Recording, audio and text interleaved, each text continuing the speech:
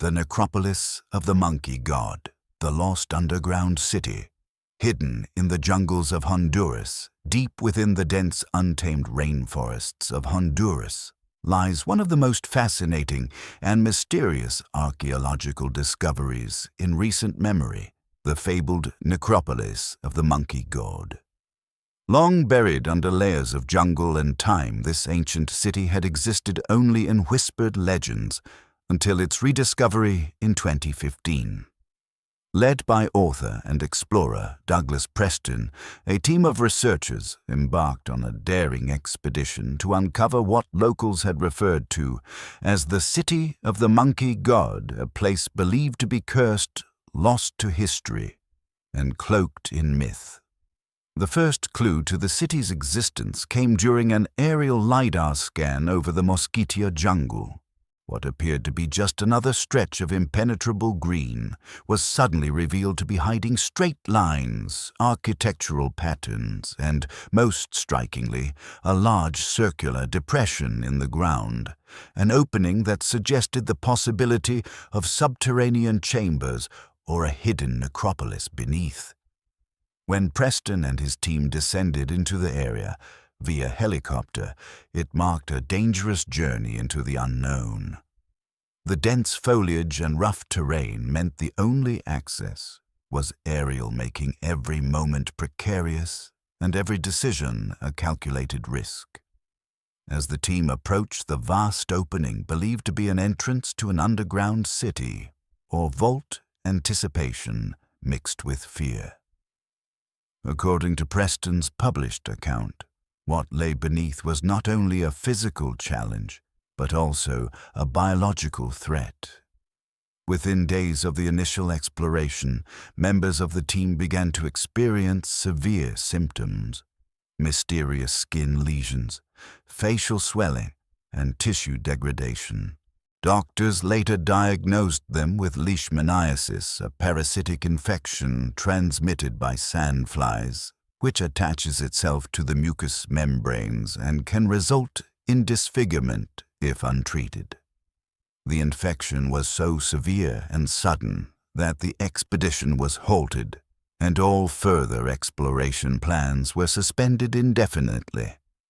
This disease, combined with the treacherous terrain and the sheer difficulty of reaching the site, led to the area being effectively abandoned by modern science. Despite the tantalizing glimpses of what could be an underground city, possibly a burial site, ritual complex, or vault of unknown relics, no further expeditions have dared return to fully confirm its nature. The mystery of what lies beneath remains unsolved, a dark gap in our understanding of ancient Mesoamerican cultures that may have flourished far from the reach of Mayan or Aztec influence. Even today, the necropolis of the monkey god continues to be a topic of debate among archaeologists, historians, and conspiracy theorists alike. Some believe it holds the key to understanding a lost civilization with unique mythologies, rituals, and architectural styles. Others fear that its rediscovery may bring not only disease, but also cultural disruption or looting. Whatever the case, the necropolis stands as a powerful reminder of how much we still have to learn about the ancient world and how nature and time continue to guard their secrets well. Antarctica's mysterious humming noise. The unsettling vibrations beneath the world's most isolated continent, in the coldest, most remote region of Earth, lies one of the greatest scientific enigmas of our time. A mysterious humming noise that echoes beneath the Antarctic ice sheet. While Antarctica is often imagined as a vast frozen wasteland devoid of life and sound, recent discoveries have revealed that the continent is far more dynamic and eerie than previously believed. Scientists working on the Ross Ice Shelf, a floating extension of the Antarctic ice sheet, roughly the size of France, stumbled upon this strange phenomenon entirely by accident. What they found has opened up a whole new realm of questions about Earth's most desolate frontier. The humming was first detected not through human ears, but via ultra-sensitive seismic sensors planted across the surface of the Ross Ice Shelf. These instruments were initially installed to monitor changes in ice behavior, tracking shifts, melts, and cracks, to better understand how climate change affects Antarctica. However, researchers noticed something unusual, a low-frequency vibration that resonated consistently across the entire ice shelf. This wasn't a random tremor or occasional quake, it was rhythmic, almost musical, and it pulsed like a heartbeat beneath the ice. Scientists were baffled. What could cause such a persistent hum in one of the quietest places on Earth? After months of monitoring, they discovered that the sound correlated with changes on the surface, specifically the movement and shifting of the snow dunes caused by winds and temperature fluctuations.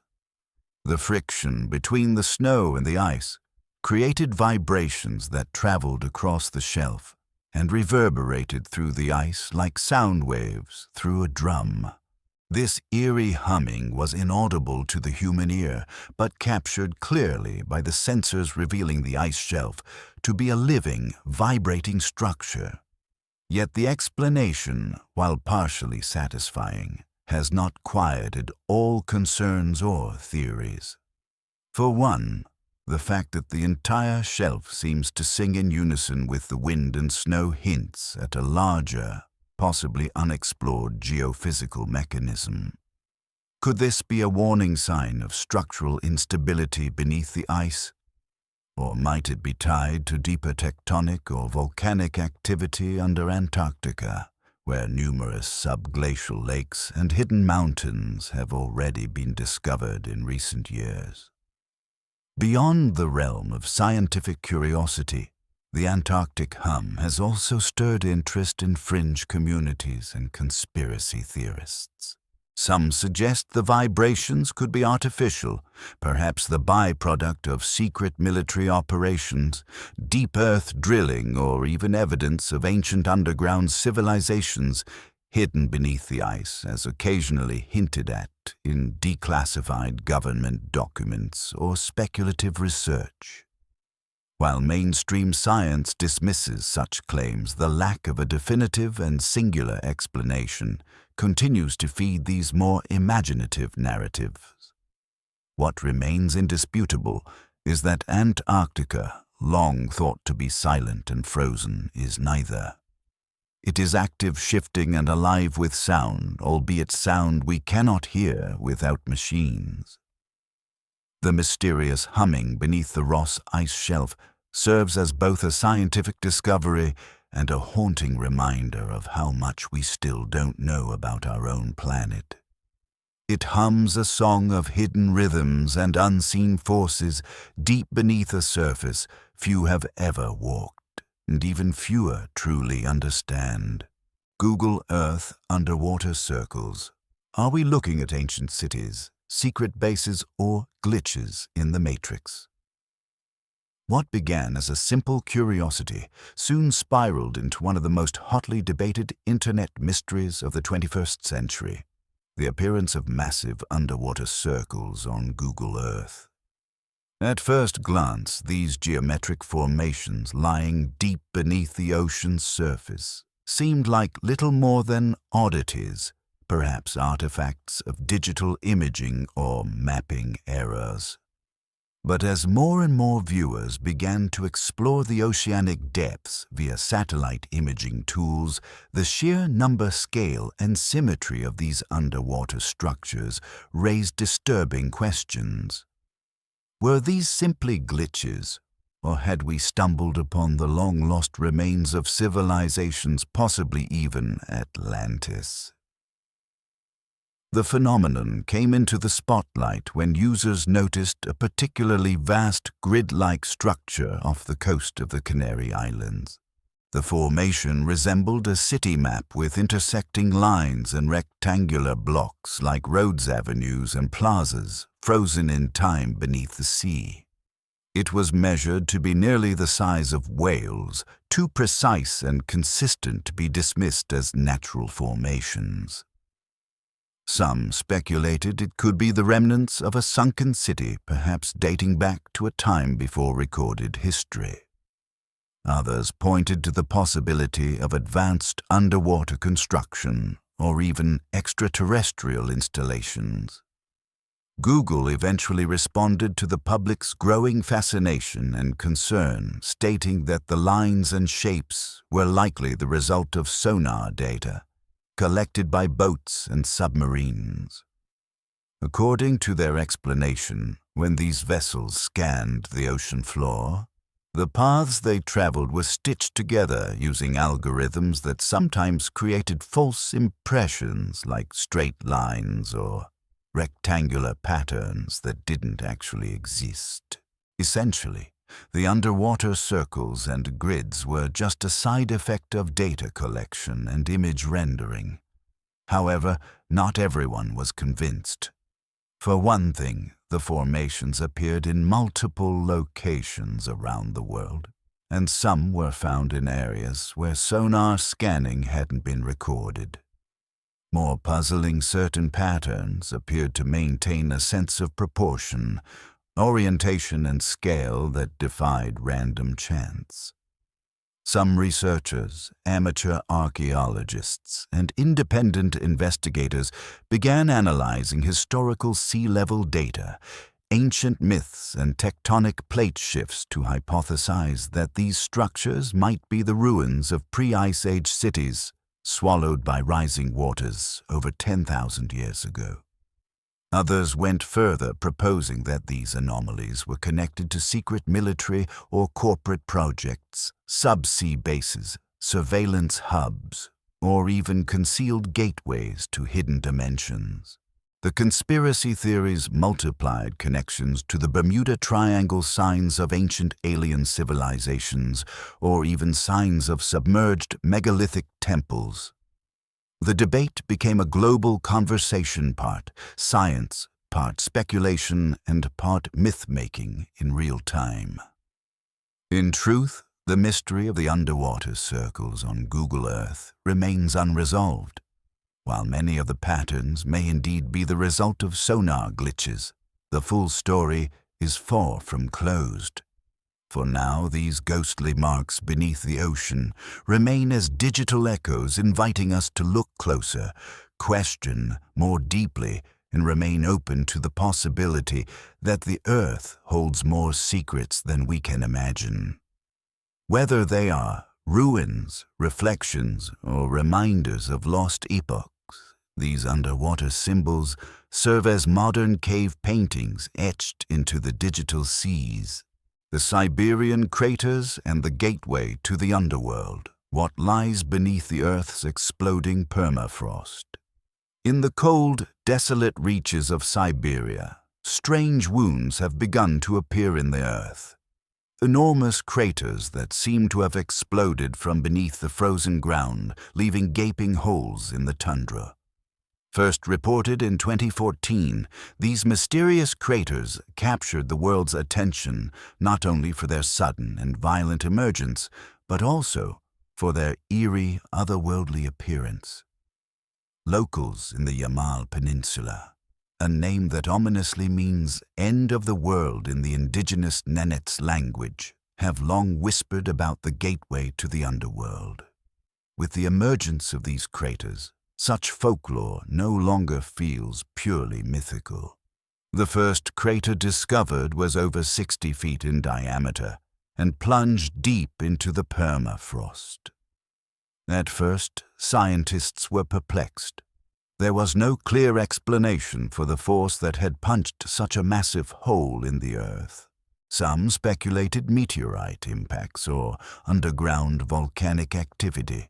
But as more craters began to appear, over 20 documented by 2021, a troubling explanation began to take shape. These explosions, it turns out, were likely caused by methane gas buildup beneath the permafrost, which is melting at an accelerated rate due to climate change. Permafrost, by definition, is ground that remains frozen for at least 2 consecutive years. But beneath this frozen layer lie vast stores of organic material, ancient plants, animals, and microorganisms trapped in ice for millennia. As the Earth warms and this permafrost begins to thaw, those materials decompose, releasing methane and other greenhouse gases. The gas, unable to escape through the thick ice above, builds pressure until it violently erupts, causing the ground to explode upward in what scientists have dubbed cryovolcanic events. These craters are more than just geological oddities. They are warnings. Methane is over 25 times more potent than carbon dioxide in trapping heat within the Earth's atmosphere. As more craters form, not only do they threaten local ecosystems and infrastructure, but they may also trigger a dangerous feedback loop in the climate system. Warmer temperatures thaw more permafrost, which releases more methane, which then leads to even higher temperatures. Beyond science, the visual of these craters evokes something primal and unsettling. They look unnatural, as if something beneath the Earth's surface had forced its way out in anger. Many Siberians have begun to see these openings as omens, aligning them with ancient tales of underworld spirits or curses awakened by human carelessness. Some even fear that these craters could be entrances to hollow caverns where unknown forces lie dormant, adding a mythological layer to a very real scientific phenomenon. Satellite imagery continues to monitor the region, revealing that the number of such explosions may be underreported, especially in remote, uninhabited areas. Meanwhile, researchers risk their lives entering the unstable rims of newly formed craters to study their structure and gas composition, hoping to understand the timeline and mechanics of these events. The Siberian craters, bizarre, breathtaking, and terrifying, stand as scars on the Earth's surface and serve as both a scientific mystery and a sobering reminder of the planet's fragile equilibrium. Whether viewed as portals to the underworld or the result of our own warming atmosphere, they demand attention, reflection, and action. They are quite literally the Earth crying out from within. The 1,500-year-old solar storm, that scorched Earth, a forgotten cataclysm from the heavens, hidden in the ice. In 2012, while analyzing ancient ice cores extracted from the Greenland and Antarctic ice sheets, scientists stumbled upon a chilling discovery, evidence of a massive solar storm that struck Earth around the year 660 AD. Unlike the more familiar Carrington event of 1859, which disrupted telegraph systems and illuminated the night sky with auroras visible as far south as the Caribbean, this older event had gone unnoticed in recorded history. But the traces it left behind were unmistakable: elevated levels of radioactive isotopes like beryllium-10 and chlorine-36, locked in the frozen archives of our planet's past. This event, now considered one of the most powerful solar proton storms to ever hit Earth, occurred in an era without satellites, electricity, or communication infrastructure, perhaps saving our ancestors from devastation. Yet, had it struck today, the consequences would have been catastrophic. Scientists estimate that the 660 AD storm may have been up to 100 times stronger than anything recorded in the modern era. And the fact that such an enormous space weather event occurred relatively recently, in geological terms, has led to a sobering realization: it could happen again, and we are woefully unprepared. Solar storms are caused by coronal mass ejections, CMEs, massive eruptions of plasma and magnetic field from the sun's corona. When these ejections collide with Earth's magnetosphere, they can trigger geomagnetic storms that disrupt power grids, satellites' GPS systems, and radio communication. In 660 AD, there were no power lines to fry, no satellites to spin out of orbit, no internet to be blacked out. But if such a storm were to occur today, it could plunge modern civilization into chaos within hours. The implications of the 660 AD storm extend beyond technological concerns. Researchers speculate that it may have played a role in climatic and social changes during the early medieval period, possibly influencing shifts in agriculture population movement or even the spread of disease. While direct causality remains difficult to prove, the idea that cosmic forces could subtly shape human history is both awe-inspiring and terrifying. What makes this ancient event even more haunting is the silence that surrounds it. There are no widespread legends, no written accounts, no dramatic tales passed down, just the cold, impartial testimony of ice. This suggests that the storm may have manifested in ways that were not immediately catastrophic to the societies of the time, or that its effects were misattributed to more terrestrial causes like bad harvests or strange weather. However, the ice cores don't lie. They serve as time capsules recording every major atmospheric shift for millennia. And in them we find the stark evidence of a solar tantrum so immense it left fingerprints across the poles. This revelation has sparked renewed interest in space weather preparedness. Governments and agencies like NASA are now monitoring solar activity with growing urgency, issuing alerts for minor geomagnetic storms and exploring ways to shield infrastructure from future solar events. In a world increasingly dependent on digital systems, the story buried in ancient ice is more relevant than ever. It reminds us that while we may master the Earth, the sky above still holds dominion over our fragile networks. The 500-year-old solar storm is a warning from the past the sun giveth, but it can also take away in blinding, unrelenting force. The zone of silence in Mexico.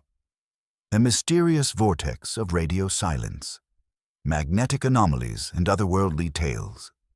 Deep in the Chihuahuan Desert of northern Mexico lies a place so enigmatic and remote that even nature itself seems to hold its breath. Known as the Zone of Silence. La Zona del Silencio, this patch of barren land is infamous for disrupting radio signals, causing compasses to spin erratically, and allegedly playing host to a series of bizarre phenomena that defy conventional explanation.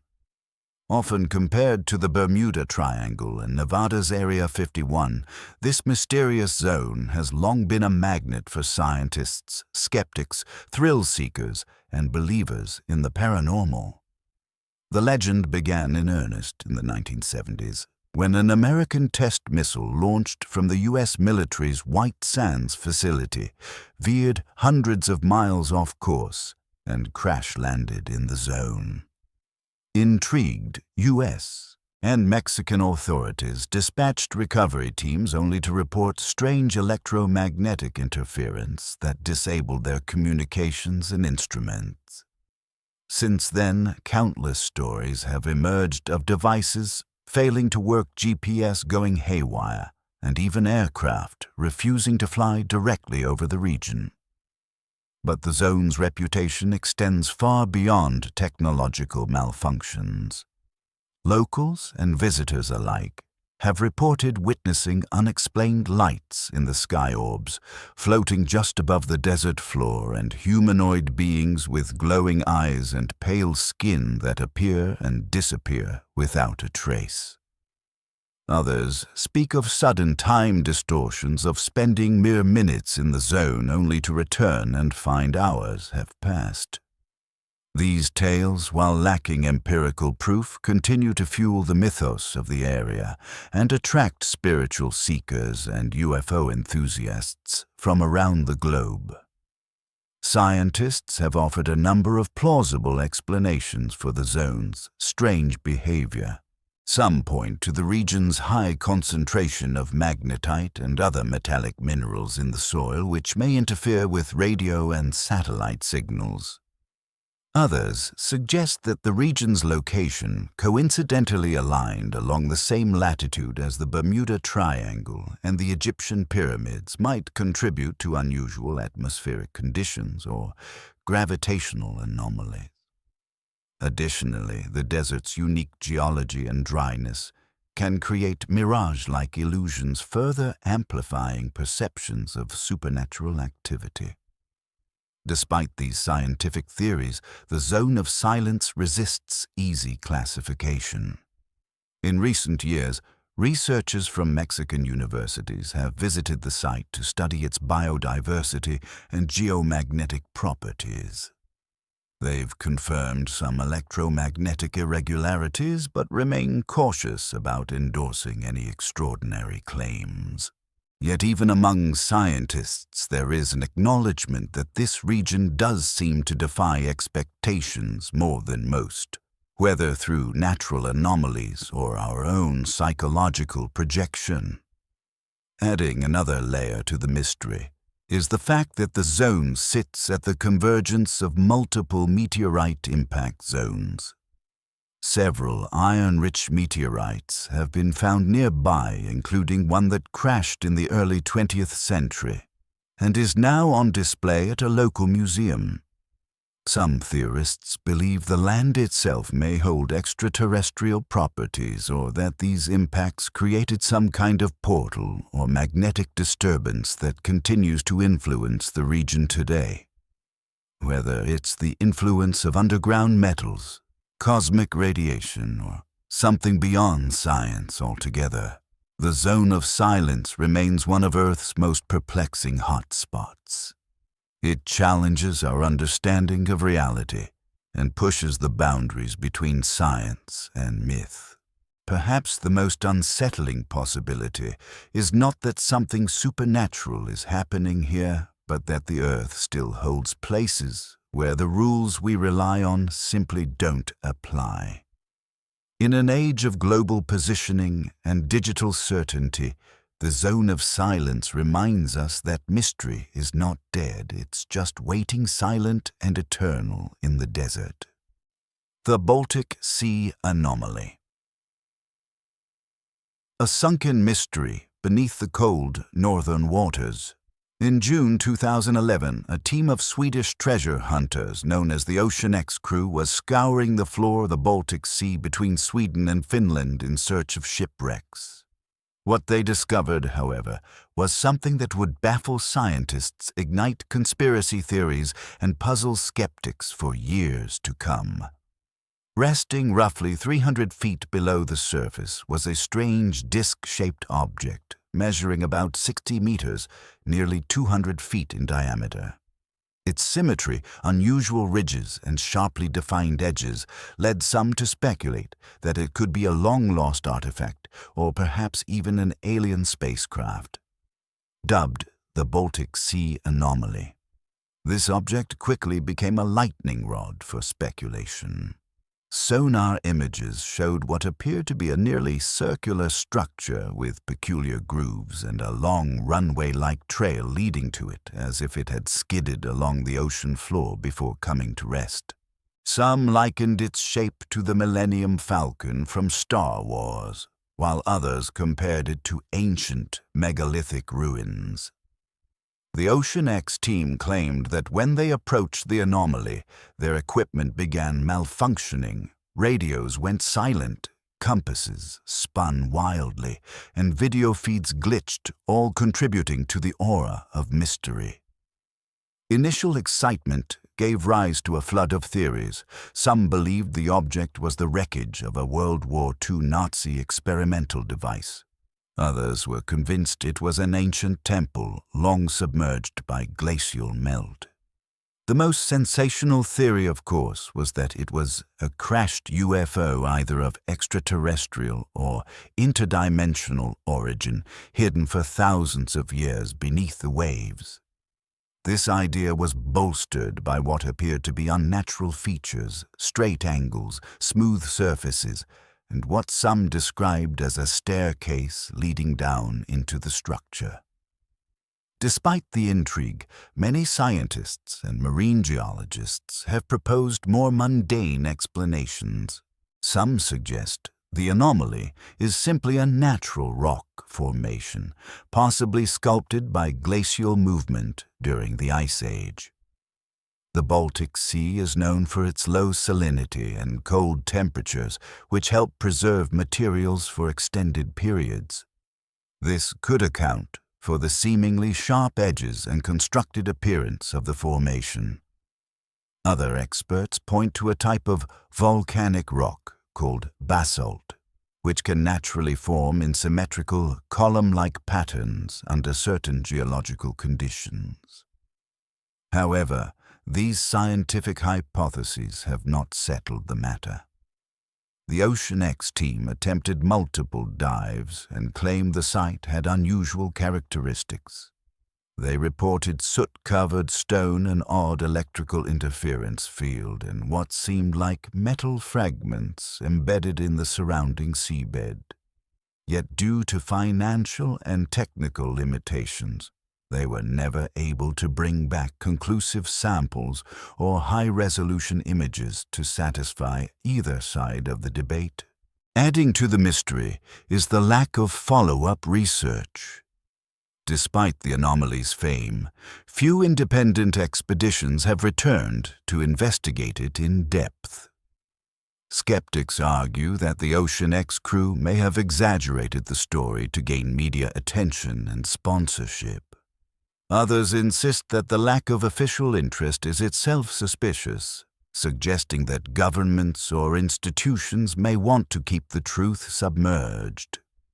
Regardless of its origin, natural or artificial, ancient or modern, the Baltic Sea anomaly continues to capture the imagination of those who dare to wonder what lies beneath.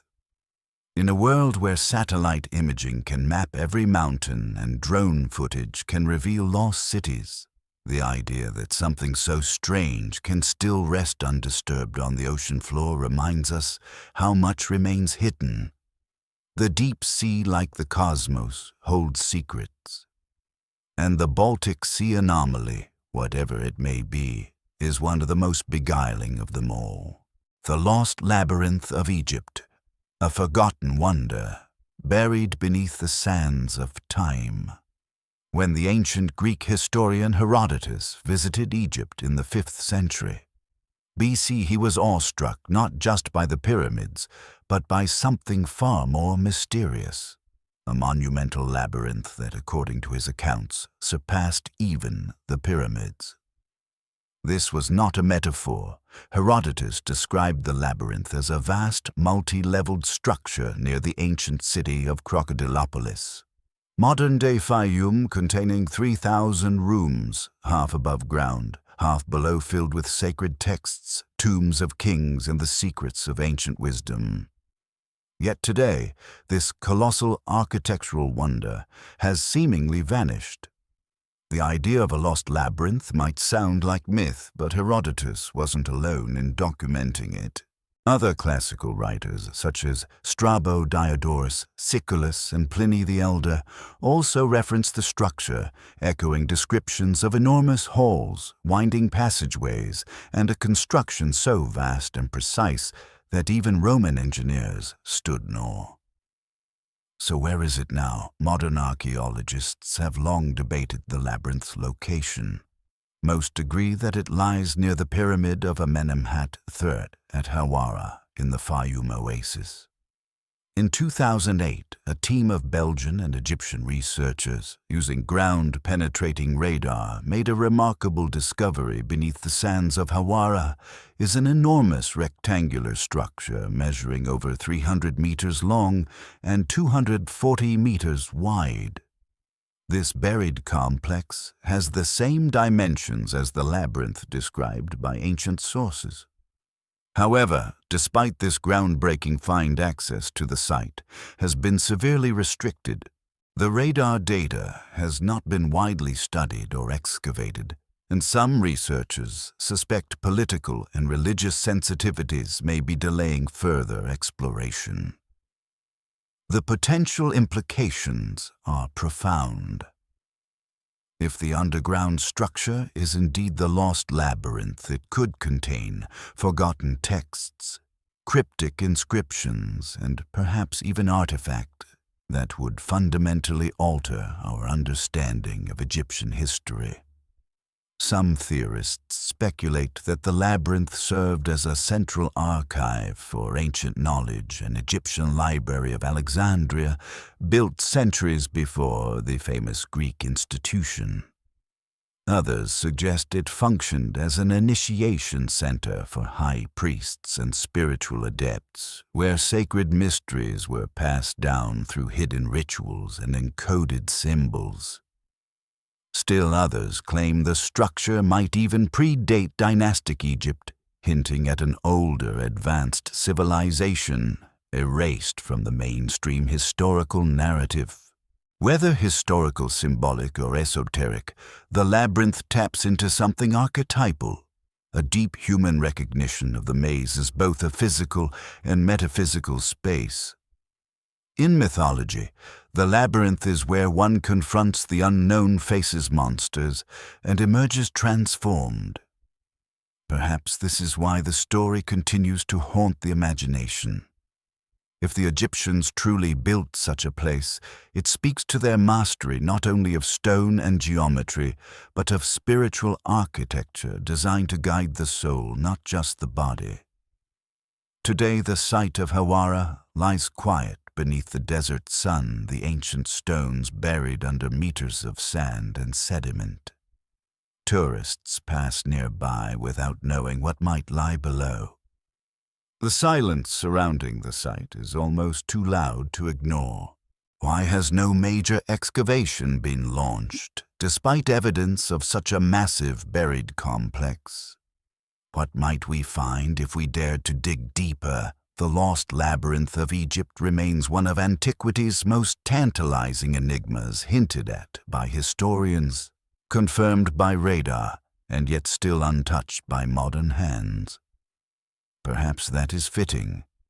True labyrinths are not just to be seen, they must be entered, and in this case, the entrance may still be waiting beneath the sand, calling us to remember what once was and what may still be hidden just beneath our feet. The Devil's Bible and its cursed origins, the mysterious Codex, Gigas, and the legend of its diabolical creation. In the hushed corridors of Sweden's National Library, under heavy guard and temperature-controlled glass, lies a manuscript so colossal and so enigmatic that it has earned the chilling moniker, the Devil's Bible.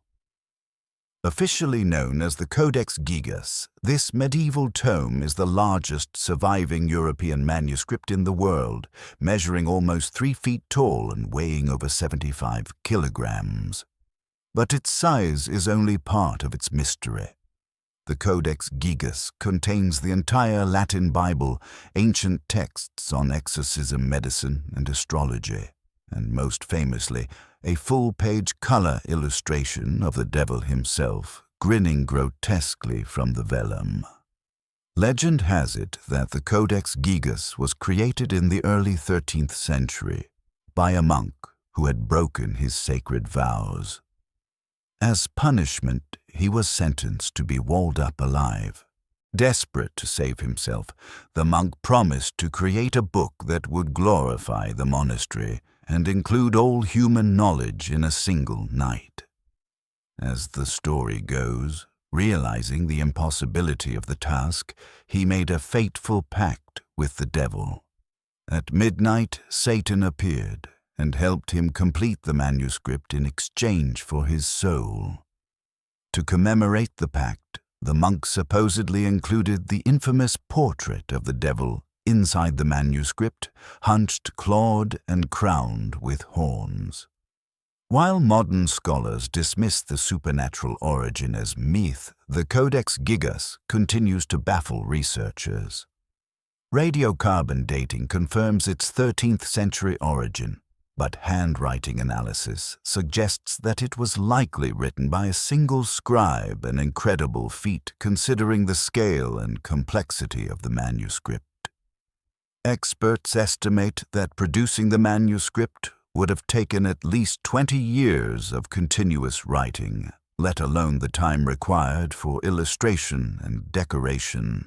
Yet the writing is shockingly uniform from beginning to end, with no visible variation in pressure ink tone or handwriting style. This has led some to believe the monk may have entered a trance-like state, or was indeed assisted by some otherworldly force. Beyond its mythic origins, the contents of the Codex Gigas raise further questions. Alongside the Bible, it includes the works of Isidore of Seville medical treatises, and even a calendar of exorcisms and rituals. Some pages appear to have been removed over the centuries, and parts of its history are shrouded in darkness. During the 30 Years' War, the manuscript was looted by Swedish forces from Prague, where it had been kept in the royal library of Emperor Rudolf II, a known occult enthusiast. Since then, it has remained in Sweden, drawing curious scholars, occultists, and conspiracy theorists from around the world. The devil's image inside the manuscript is perhaps its most disturbing feature. Unlike traditional medieval depictions, which often paint Satan as a tempter or fallen angel, this version is animalistic and grotesque, squatting between two empty towers surrounded by darkness. His presence is unexplained, unaffiliated with any surrounding biblical text. Why include such a prominent demonic figure in a holy manuscript? Was it a warning, a signature, or something more cryptic? Some believe the Codex Gigas was not merely a compilation of texts, but a magical object, a grimoire of secret power. In esoteric circles, it's said that reading the Devil's Page aloud can summon dark energies, and that the book brings misfortune to those who mishandle it. Though no official curses are recorded, tales persist of fires, mental breakdowns, and strange accidents following close contact with the tome. Today, the Codex Gigas sits in sterile silence, but its aura is anything but benign. It remains a haunting relic from a time when the lines between religion, superstition, and forbidden knowledge were dangerously thin. Whether a divine work, a madman's obsession, or the devil's own script, the Codex Gigas challenges us to consider what is the cost of seeking absolute knowledge, and who might answer when we call upon the darkness to give it the mystery of the green children of Woolpit. Visitors from a hidden world, a parallel reality, or a medieval allegory. Nestled in the quiet countryside of Suffolk, England, lies the village of Woolpit, a place that would have remained largely forgotten, if not for a strange and unsettling tale from the 12th century. Chronicled by two respected historians of the time, William of Newburgh and Ralph of Coggeshall, the story of the green children of Woolpit has fascinated, disturbed, and puzzled researchers for centuries. It begins with the sudden appearance of two children, brother and sister, found by villagers near a wolf trap, the origin of Woolpit's name, Wolfpit. The most striking detail: their skin was green. These children spoke an unknown language and wore clothes made from unfamiliar material. They cried inconsolably when offered bread and meat, but eagerly devoured raw beans. Over time, they slowly adapted to local customs. Their skin color gradually faded to a more natural hue, and they began learning English. Tragically, the boy soon fell ill and died, but the girls survived and integrated into society. When asked about their origins, she claimed they came from a place called St. Martin's Land, a twilight world with no sun, only a constant dusk, and where everyone was green like them. She said they had been tending to their father's cattle when they heard a strange sound like bells, followed by a sudden shift in their surroundings. They wandered through a dark tunnel, and upon emerging they were blinded by the bright light and ended up in the village of Woolpit. Their strange journey language and appearance left the villagers then and now wondering whether the children had come from an underground realm, a hidden civilization, or even another dimension. Skeptics argue the tale is a misinterpretation or medieval exaggeration. Some suggest the children were simply Flemish orphans who had fled war and famine, their greenish skin caused by malnutrition such as hypochromic anemia or arsenic poisoning. The unknown language could have been an unfamiliar dialect. Their alien behavior, dress, and diet might all be explained through cultural and medical lenses. Yet this explanation feels too convenient for some researchers and folklorists. The consistency of the medieval accounts, written decades apart by independent sources, raises questions. Why would both historians respected in their day include such an improbable tale? Why emphasize the color green, a recurring symbol in medieval folklore, often associated with otherworldly beings? Nature spirits or fey entities, the legend has since become a cornerstone of high strangeness lore. Some fringe theorists suggest the children were interdimensional travelers, possibly from a parallel Earth vibrating at a different frequency. Others propose they were inhabitants of the hollow Earth or even extraterrestrial beings who accidentally crossed into our world. In this view, their aversion to food, sunlight, and their eventual acclimatization mirror accounts of abductees and walk-ins who struggle to adjust to our plane of reality. Another interpretation sees the story as an allegory.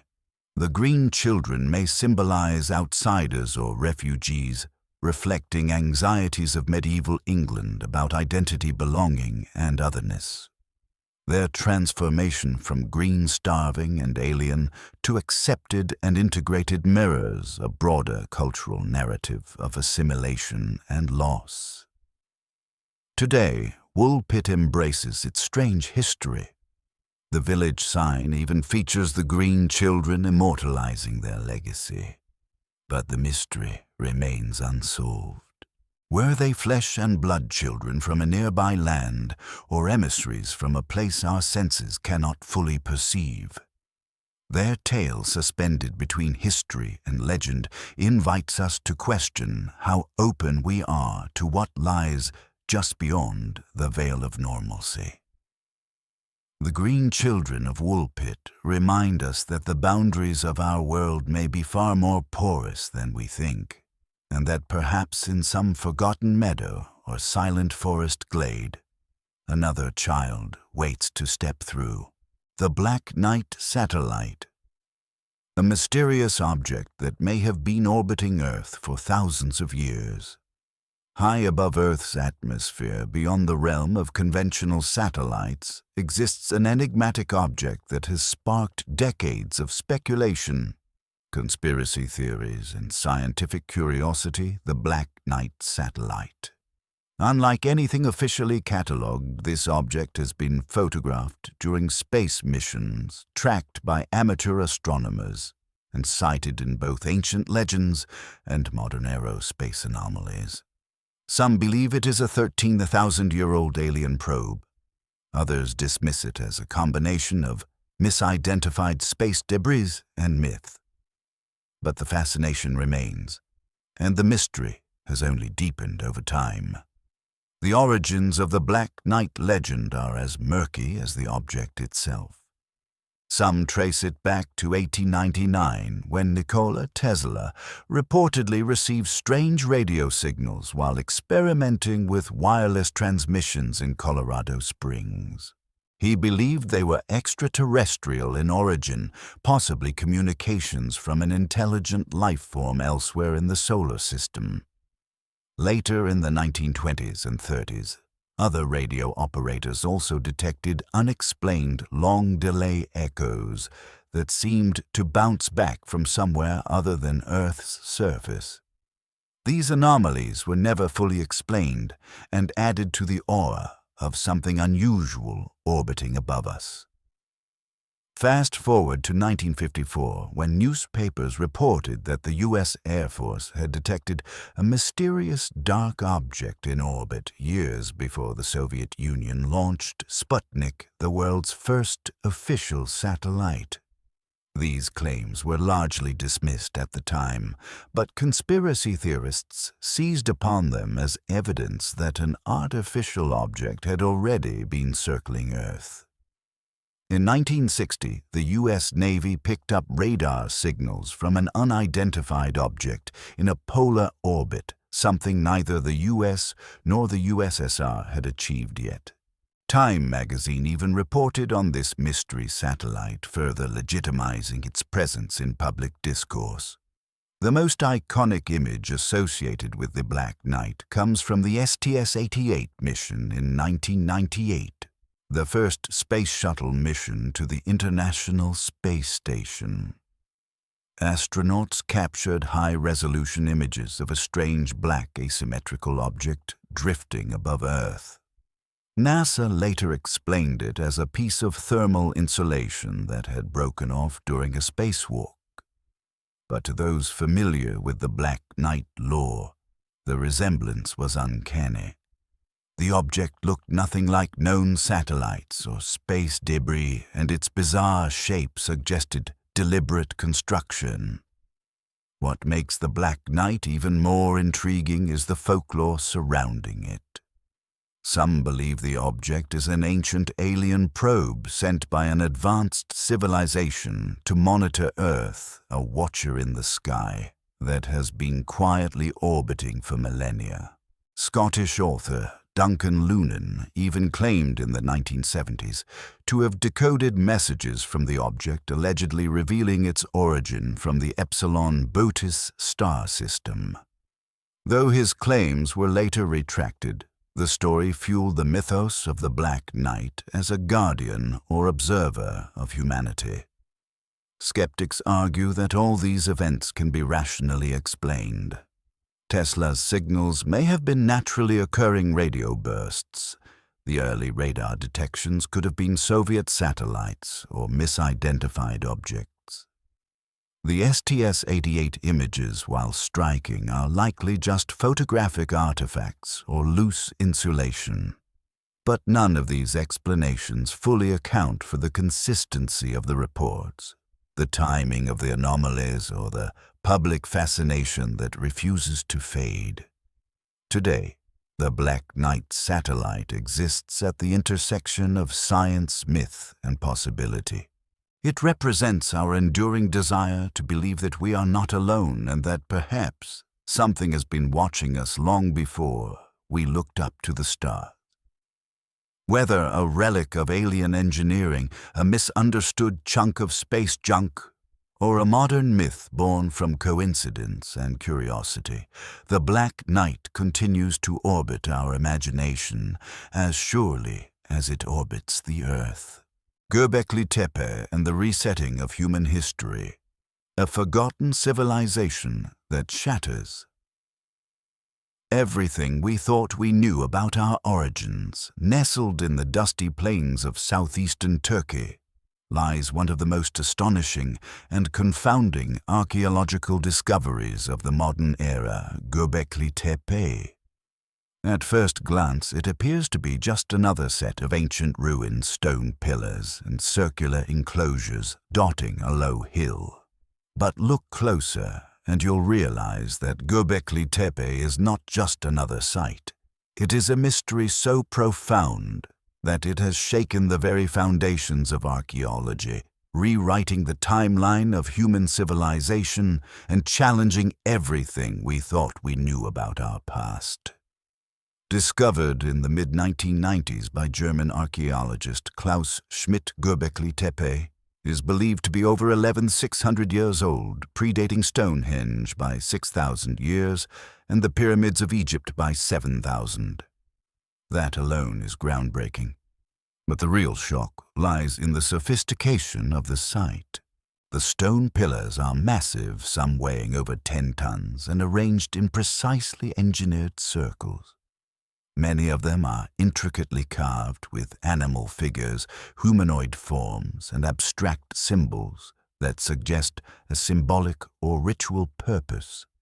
And this, scholars realized, was built by hunter-gatherers, people who, according to mainstream history, should not have had the organizational structure, manpower, or technological know-how to construct anything of this scale. Göbekli Tepe turns the conventional narrative upside down. Instead of agriculture giving rise to cities, religion, and monumental architecture, this site suggests it may have been the other way around.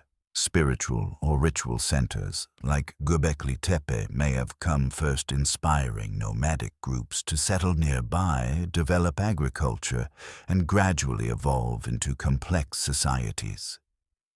In this view, the urge to gather and worship may have been more foundational to human civilization than the need to farm.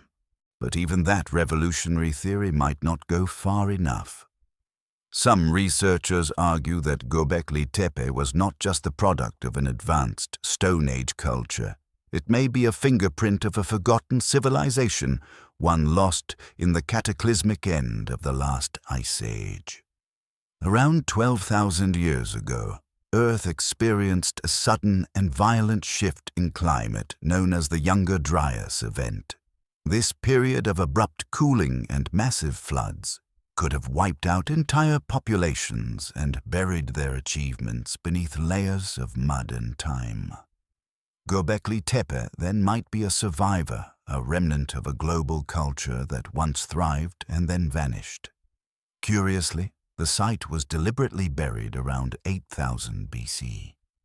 This act of preservation is almost as mysterious as the site itself. Who buried it, and why were they protecting it from invaders or a coming disaster? Or was this part of a sacred ritual to return the structure to the earth once its purpose had been fulfilled? The intentional burial preserved the site in astonishing condition, but also raises more questions than it answers. Some theorists have gone further, linking Göbekli Tepe to ancient mythologies that speak of a lost golden age or a time before the Great Flood. It has been associated with the biblical Garden of Eden, the Sumerian tales of Eridu, and even pre-Diluvian knowledge passed down by gods or advanced beings. These claims are controversial, of course, but they reflect a broader hunger to understand what Göbekli Tepe really means and what it says about who we are. As excavation continues, only a fraction of the site has been uncovered, less than 10%. What lies beneath the remaining earth could further change our understanding of human history. Göbekli Tepe is a doorway to the forgotten. It tells us that we've only scratched the surface of our story, and that beneath our assumptions may lie a far older, stranger, and more profound truth. The manuscript that no one can read. The Voynich manuscript. A book written in an unknown language, filled with impossible drawings and no clear origin. Deep within the Yale University, Beinecke, rare. Book and Manuscript Library, lies an artifact that continues to baffle the world's greatest cryptographers, linguists, and historians. Known simply as the Voynich manuscript, this peculiar book about the size of a modern paperback is filled with over 240 vellum pages of strange illustrations and text written in an entirely unknown language. For over a century, this manuscript has defied every attempt at translation or categorization, turning it into one of the most enduring and bizarre literary enigmas in recorded history. Discovered by rare book dealer Wilfrid Voynich in 1912 at a Jesuit college in Italy, the manuscript appears to date back to the early 15th century, based on radiocarbon analysis. Its pages are covered with looping ornate script that resembles no known alphabet or writing system.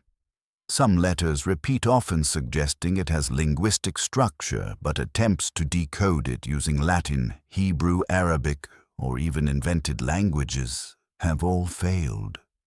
The writing has a rhythm that mimics real language, but if it is a cipher, its key remains entirely hidden.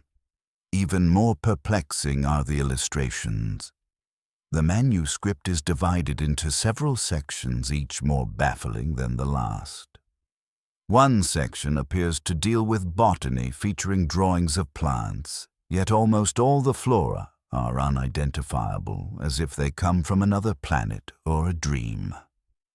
Another section shows nude women bathing in interconnected tubes and pools, possibly suggesting alchemy, fertility, or medical practices, but no interpretation fits completely.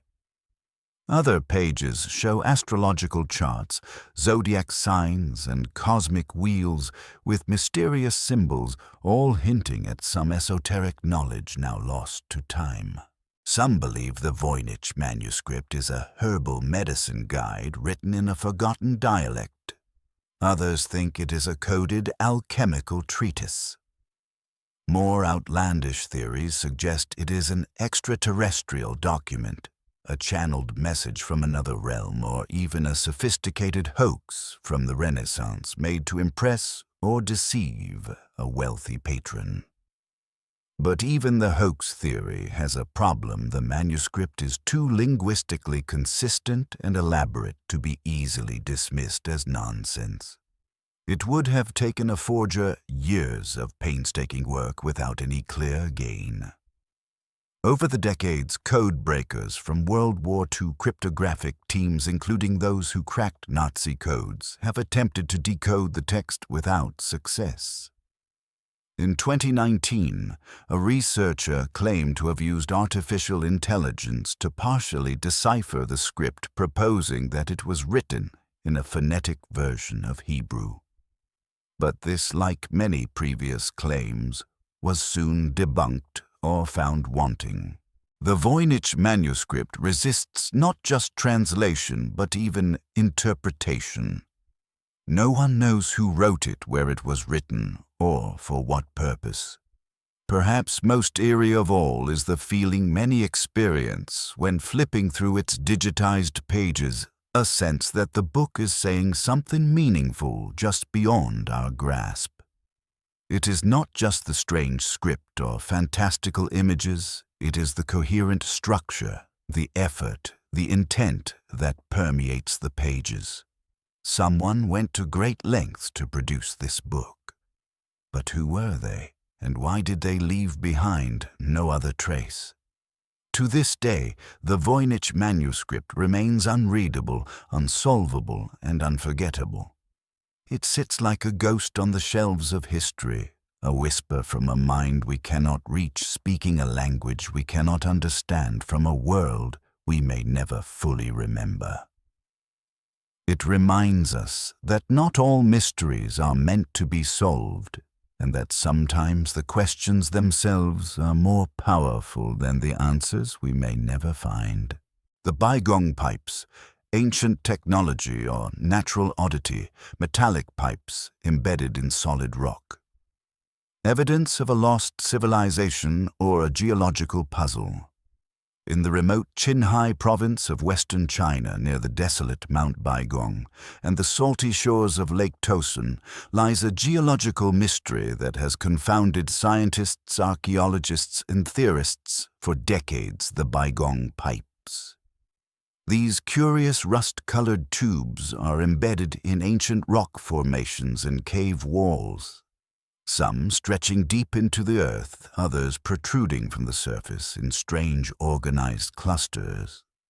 What makes the pipes truly bizarre, however, is that they seem artificial in origin, straight, hollow, and metallic, despite being located in an area long thought to have no history of advanced human activity.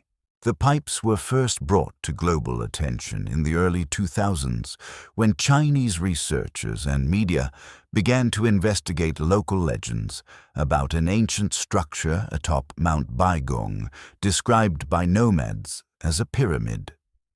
Upon closer examination, they discovered not only a crumbling cave complex, but also dozens of pipe-like formations emerging from the rock, some measuring up to 40 centimeters in diameter. These pipes weren't simply surface features. Some extended deep into the mountain, forming a seemingly purposeful network as if part of an ancient plumbing or drainage system. Tests conducted on the Baigong pipes revealed that they were composed of around 30% ferric oxide, calcium oxide, and silicon dioxide with traces of other metals. Incredibly, some pipes were found to be highly radioactive, and others contained organic material later dated to be over 150,000 years old. These findings led to a flood of speculation.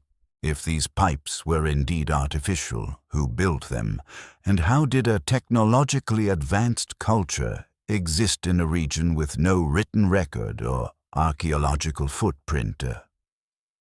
One theory suggests the Baigong pipes could be the remains of an ancient advanced civilization, one that either predated known Chinese history or possibly originated from a lost race or even extraterrestrial visitors. The idea of ancient astronauts using Earth as a base of operations is not new, and the Baigong site, with its remote location, anomalous materials, and pyramid-like mountain, fits neatly into such narratives. Some claim the pipes might have once delivered water from the lake to an unknown facility within the mountain now long gone. However, not everyone agrees with the sensational interpretations. Many geologists argue that the pipes may have a natural explanation. One prevailing hypothesis is that the formations are the result of pseudomorphism, a rare but real geological process in which organic material like tree roots or animal remains are gradually replaced by iron-rich minerals while retaining their shape.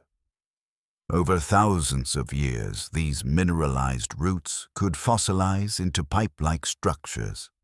But even this theory has its limitations. It doesn't fully account for the symmetry, depth, or organized patterning of the pipes in multiple directions, nor the complexity of the network observed within the caves. Moreover, the presence of pipes beneath the lake bed further complicates the puzzle. Some are oriented vertically, as if they once channeled fluid upwards or downwards. Others are broken at right angles, showing clean interiors and layered deposits. These features have led some researchers to conclude that we may be dealing with a hybrid phenomenon, a combination of natural formation and unexplained modification.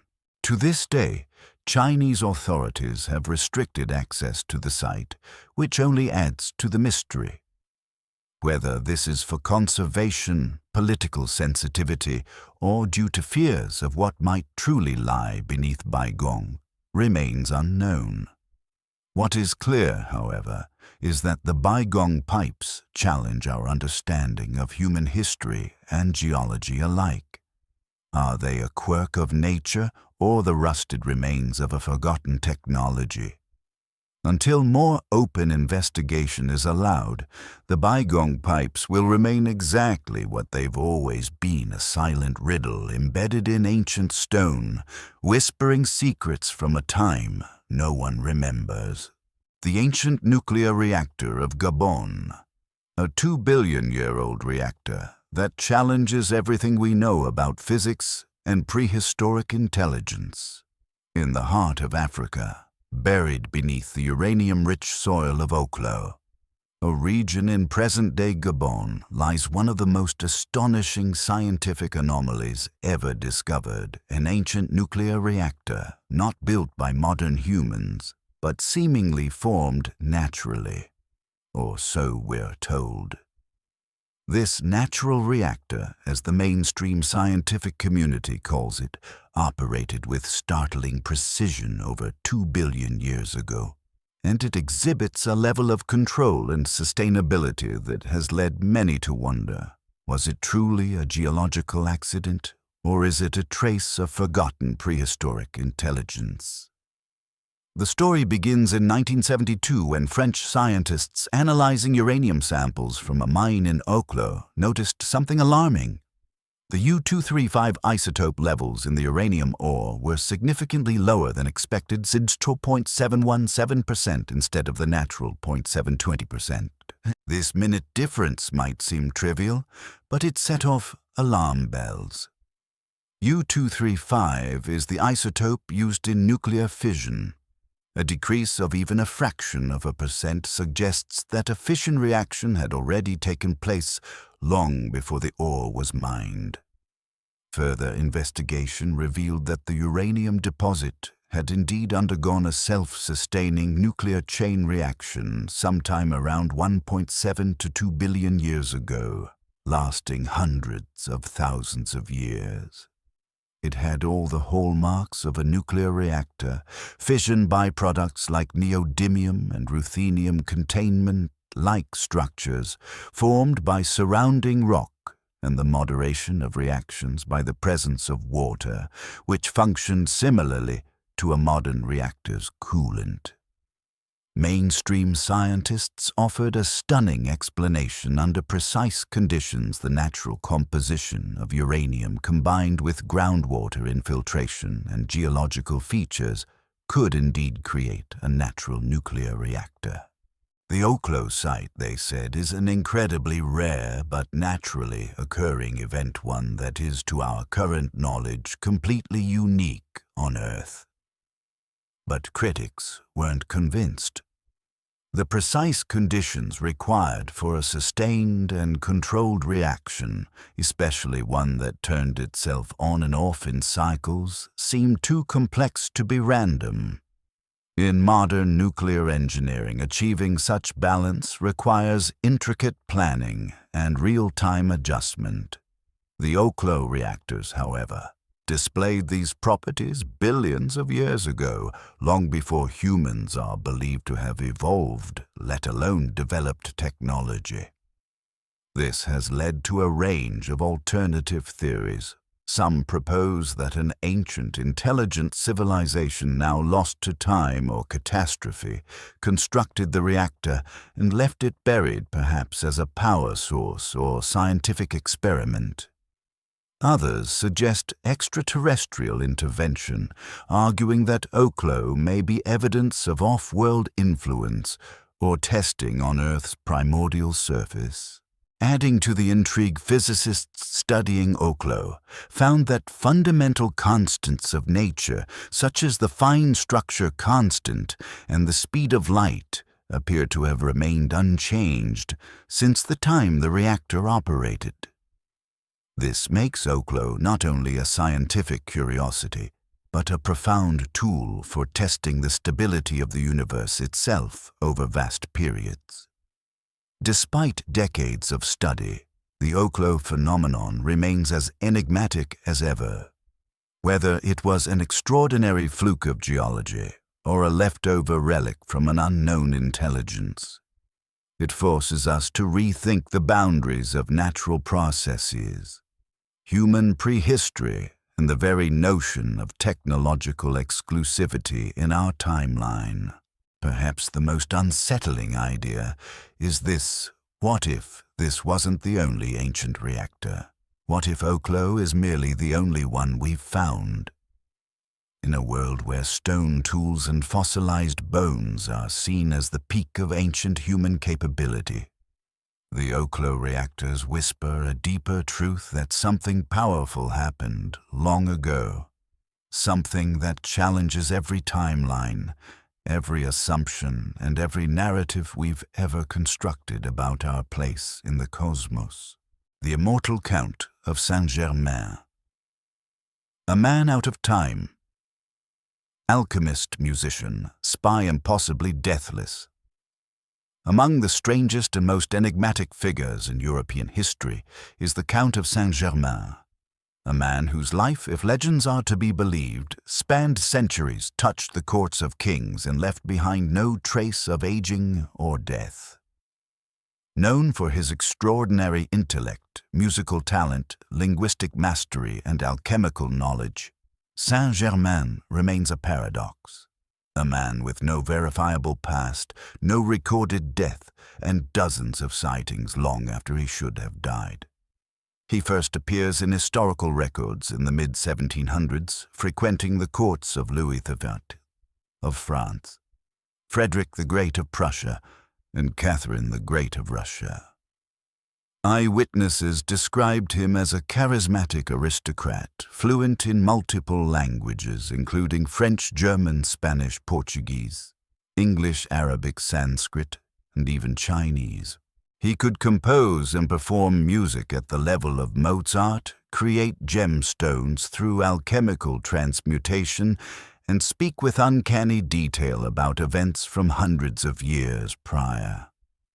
The Count claimed to have traveled through Asia, Persia, and Egypt, seeking ancient wisdom. He often alluded to having known Jesus, Cleopatra, and even Pythagoras. When questioned, he would offer vague but compelling explanations, implying he had lived for centuries. Unlike many eccentric nobles of the time, Saint-Germain never aged. Portraits of him from various decades show the same youthful face, and those who knew him personally swore he hadn't changed in appearance in over 50 years. Even more mysterious were the accounts that he never ate in public, drank no alcohol, and would often disappear for years, only to resurface unchanged.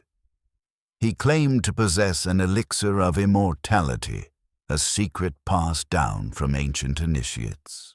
Some contemporaries whispered that he had discovered the philosopher's stone, the legendary alchemical substance capable of granting eternal life and transmuting base metals into gold. Despite the intrigue, his presence wasn't relegated to myth alone. Historical figures as credible as Voltaire Casanova and Madame de Pompadour wrote about meeting him and being astonished by his talents and mysterious nature. Voltaire famously described him as a man who never dies and knows everything. The Count's supposed death in 1784 did little to stop the rumors. Throughout the 19th century and into the 20th, multiple sightings of Saint-Germain were reported from Napoleon's campaigns to secret society meetings. Theosophists, including Helena Blavatsky and Annie Besant, claimed that Saint-Germain had ascended to become a spiritual master, an immortal being who guides humanity's evolution from behind the veil.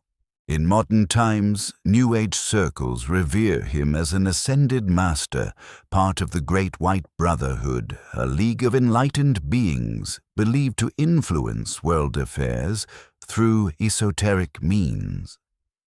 He is often associated with the violet flame, a spiritual energy said to transmute karma and negative emotion and invoked in metaphysical rituals across the world. But who was he really? A highly intelligent, well-traveled con artist, a brilliant immortal with ancient knowledge? Or something in between, a symbol of the hidden history of the world, encoded in one enigmatic man who defied time? What makes Saint-Germain so enduring is not just the mystery of his past, but the persistent possibility that he never left us. As long as stories of him circulate, as long as unexplained sightings continue, and as long as humanity yearns for the lost knowledge of ages, past the Count of Saint-Germain walks through time not as a ghost, but as a reminder that death may not be the final page of the human story. The Nazca Lines. Messages to the gods or extraterrestrials, massive geoglyphs etched into the desert that defy logic. Time and gravity, sprawled across the sun-baked plains of southern Peru, lies one of the world's greatest archaeological enigmas, the Nazca Lines. Etched into the earth over 2,000 years ago, these massive geoglyphs, some stretching hundreds of meters, form intricate shapes of hummingbirds, monkeys, spiders, humanoids, and a dizzying array of geometric patterns. They're so large that their full forms can only be appreciated from the sky, which immediately raises the question, why would a pre-technological civilization create aerial art? They could not view themselves. Mainstream archaeology attributes the lines to the Nazca people who flourished between 200 BCE and 600 CE. It is believed that they used simple tools and rudimentary surveying techniques to remove a reddish-brown topsoil and reveal the lighter earth beneath. But the precision, scale, and astronomical alignment of many of these geoglyphs have led researchers and fringe theorists alike to ask whether the purpose of the lines was far more complex than mere religious art or ceremonial pathways. From above, the designs are breathtaking. One figure, the hummingbird, measures 93 meters long with perfectly straight lines and balanced symmetry. Another, the spider, has an anatomically correct leg position known only through modern microscopy, a detail inexplicable without advanced observation tools. There are also over 800 straight lines, some stretching over 15 miles, running perfectly parallel or intersecting with geometric precision across rough terrain. This brings us to a more controversial but undeniably persistent theory that the Nazca Lines were created for or by extraterrestrial beings. Erich von Däniken, the father of ancient astronaut theory, famously suggested in the 1960s that the lines were landing strips for alien spacecraft, or perhaps messages meant to be seen from space. While his ideas are speculative and often dismissed by scholars, the questions he raised remain provocative. Why would a people with no known form of aerial observation construct such massive artwork, only visible from hundreds of feet above? How did they maintain such geometric accuracy across vast distances without modern tools? Another theory suggests that the Nazca Lines functioned as a giant celestial calendar, or astronomical observatory, mapping the movements of stars, solstices, and equinoxes.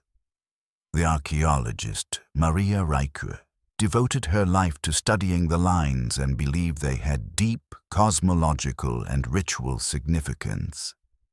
Still, not all the lines align with celestial events, and some figures appear arbitrary, more symbolic than scientific. There is also speculation that the lines were ritualistic pathways used in processions to invoke rain or fertility in a harsh desert environment. Yet if so, why were they made on such a scale that the participants could not even see the shapes they were walking on? It's a mystery that leads back to the same conundrum: they were made to be viewed from above by whom or for whom remains unsolved. In 2018, satellite imagery and drone surveys discovered hundreds of previously unknown figures, further deepening the mystery. Some of these new geoglyphs date to a time before the Nazca indicating that the tradition of creating vast symbols in the landscape might span multiple civilizations or even serve as part of a continuing ancient code handed down from a forgotten source. Whether messages to the gods, markers for ancient aircraft, or signs of an alien encounter, the Nazca lines continue to captivate our collective imagination.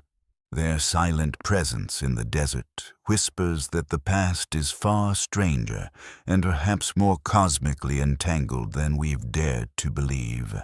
The underground city of Derinkuyu, a hidden civilization beneath the earth. A multi-level subterranean labyrinth that challenges our understanding of ancient engineering beneath the plains of Cappadocia. Turkey, hidden under the feet of unsuspecting villagers, for centuries lies one of the most astonishing architectural feats in human history, the underground city of Derinkuyu. This subterranean metropolis, descending over 18 stories deep, could house more than 20,000 people, along with livestock, food stores, ventilation systems, schools, churches, wineries, and even baptismal pools. What's most baffling is not only how it was built, but why it was built and whether its true purpose has ever been fully understood. Derinkuyu was accidentally rediscovered in 1963 when a man renovating his home knocked down a wall and revealed a hidden passage leading to a network of rooms and tunnels. This accidental archaeologist had stumbled upon just a small part of a vast city, carved entirely from volcanic rock, soft enough to shape yet stable enough to support entire neighborhoods beneath the ground. Mainstream historians suggest that the city was constructed during the Byzantine era, around the 7th or 8th century CE, to protect inhabitants from Arab invasions. But deeper layers appear far older, and evidence suggests that its origins may trace back thousands of years, possibly even to pre-Hittite civilizations around 2000 BCE or earlier. The engineering of Derinkuyu defies conventional logic. The tunnels and rooms are intricately designed with air shafts that reach the surface, maintaining breathable oxygen deep underground. Massive stone doors, which could be rolled in place to seal off sections from intruders, show a clear understanding of defensive architecture. The system includes underground wells that never connect to the surface, protecting the water supply from contamination or poisoning. How did ancient engineers achieve such complex planning without modern tools, lighting, or surveying instruments? And then comes the greater mystery. What fear or threat would drive entire populations to retreat underground for long stretches of time? Some scholars propose that the city was used during times of war invasions or natural disasters. But others raise more exotic possibilities. Was Derinkuyu a shelter from an environmental cataclysm, a volcanic eruption, a flood, or even an ice age event? Could it have been designed to protect its inhabitants, not just from human enemies, but from something else? Celestial bombardments, radiation, or entities now lost to myth. In the realm of alternative history, theorists like Graham Hancock and ancient astronaut proponents suggest that Derinkuyu may have been a remnant of a lost advanced civilization aware of recurring planetary cataclysms. Its scale and complexity surpass the needs of a temporary hideout. Instead, it suggests long-term habitation, perhaps planned over generations, possibly guided by knowledge inherited from a forgotten epoch. Strikingly, Derinkuyu is not alone. At least 200 other underground cities have been identified in Cappadocia, some of them interconnected through long tunnels that stretch for miles. The sheer coordination required to build such a network implies a highly organized society with a shared cultural or spiritual imperative. Today, walking through Derinkuyu's cold stone passages, one cannot help but feel a sense of awe and an eerie silence that speaks of forgotten fears and ancient survival. It challenges our assumptions about the ancients. Were they merely primitive people trying to escape war? Or were they guardians of a deeper cosmic memory, building downward in response to something we no longer remember, whatever the truth may be? Derinkuyu invites us to look beneath the surface, both literally and metaphorically. It is a stone-carved testimony to human resilience, hidden knowledge, and the mysteries that lie just beyond the reach of light. The Sphinx water erosion hypothesis. Evidence of a lost civilization, signs of ancient rainfall that could rewrite the history of Egypt. For centuries, the Great Sphinx of Giza has stood as a silent sentinel guarding the pyramids, its enigmatic face gazing eastward toward the rising sun. Traditionally dated to around 2500 BCE and attributed to the reign of Pharaoh Khafra, the Sphinx is carved from a single mass of limestone and is considered one of the oldest and largest monolithic statues in the world. But in the 1990s, a theory emerged that shook the foundations of Egyptology. What if the Sphinx was much older than previously believed? What if it predates even the earliest dynasties of Egypt? This controversial idea stems from the Sphinx water erosion hypothesis, proposed by Dr. Robert Schoch, a geologist from Boston University. After studying the erosion patterns on the body of the Sphinx and its surrounding enclosure, Schoch concluded that the damage was not caused by wind and sand, as the orthodox view claims, but by heavy and sustained rainfall. And here's the shocker. The last time the Giza Plateau saw such rainfall was over 7,000 to 10,000 years ago, during the late Pleistocene epoch. If Schoch is correct, this would place the creation of the Sphinx thousands of years before the rise of dynastic Egypt, implying the existence of a lost pre-Egyptian civilization capable of producing monumental architecture. Such a claim is not only radical, but threatens to upend the entire timeline of human history as we know it. Mainstream Egyptologists dismiss the theory, citing a lack of archaeological evidence for an advanced society in Egypt at such an early date. But others argue that absence of evidence is not evidence of absence. Could floods, shifting sands, or political destruction have erased all traces of this proto-civilization? After all, we are talking about a time more than twice as old as the pyramids, and the desert is a ruthless keeper of secrets. Proponents of the theory also point to the disproportionate head of the Sphinx compared to its body, suggesting it may have originally been a lion or another deity figure, later recarved into the image of a pharaoh. This alteration would support the idea that the Sphinx predates Khafra and was merely adopted and reshaped by later rulers.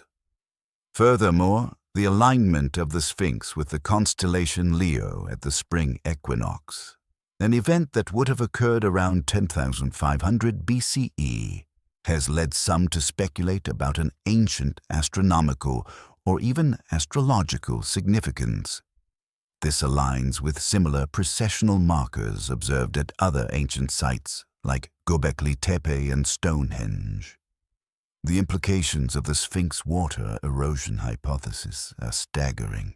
If true, it suggests that a technologically and culturally sophisticated civilization once existed deep in our prehistory, a lost chapter of humanity's story that has been obscured by time sand and dogma.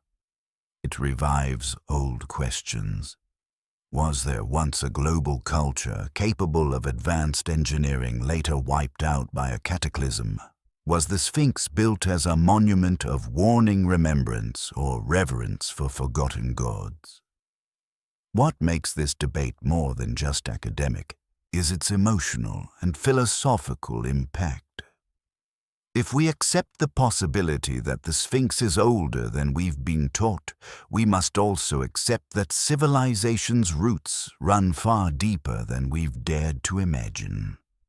We must rethink not only the origins of architecture and engineering, but also of consciousness, myth, and spiritual understanding.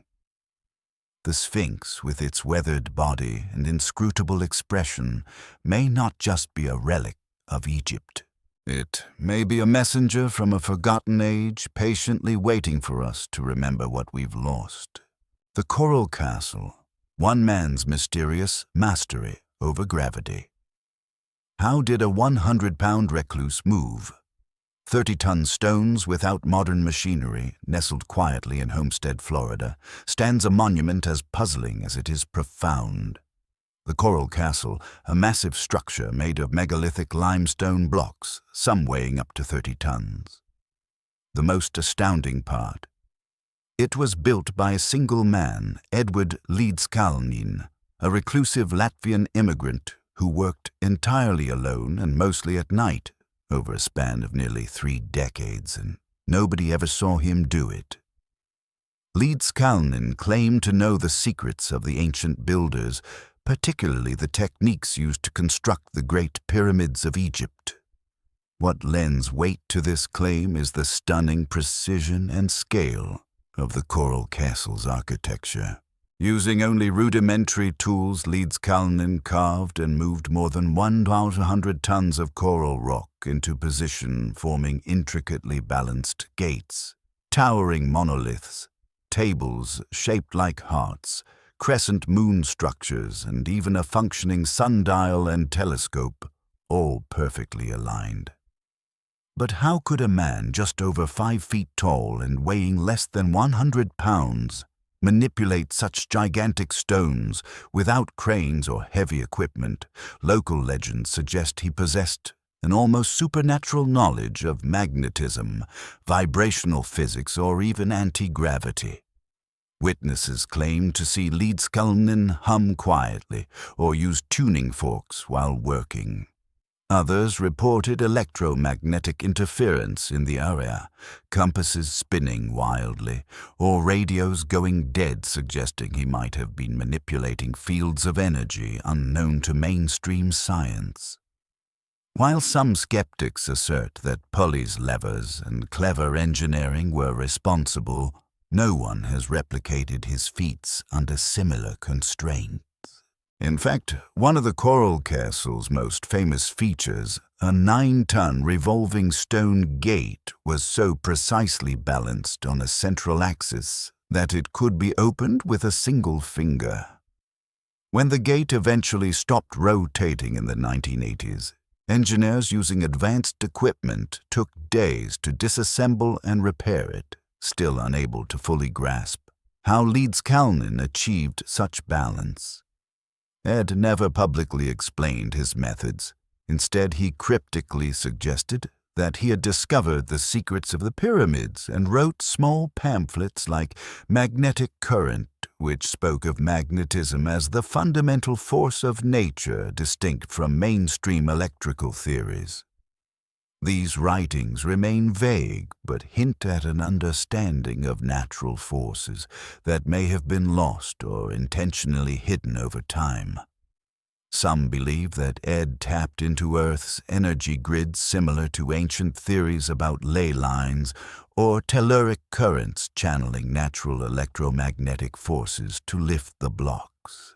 Others believe he possessed arcane knowledge passed down from ancient mystery schools. Knowledge perhaps linked to the suppressed traditions of Egypt Atlantis or the builders of megaliths worldwide. Adding further intrigue, Leedskalnin's motivation appears rooted in heartbreak. Legend has it he was jilted by a 16-year-old fiancée in Latvia, whom he called his Sweet 16. The coral castle was allegedly built in her honor, a temple of love carved in stone.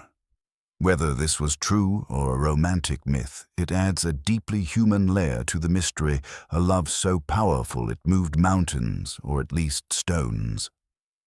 Today, the coral castle stands as a testament to human will mystery and perhaps forgotten science.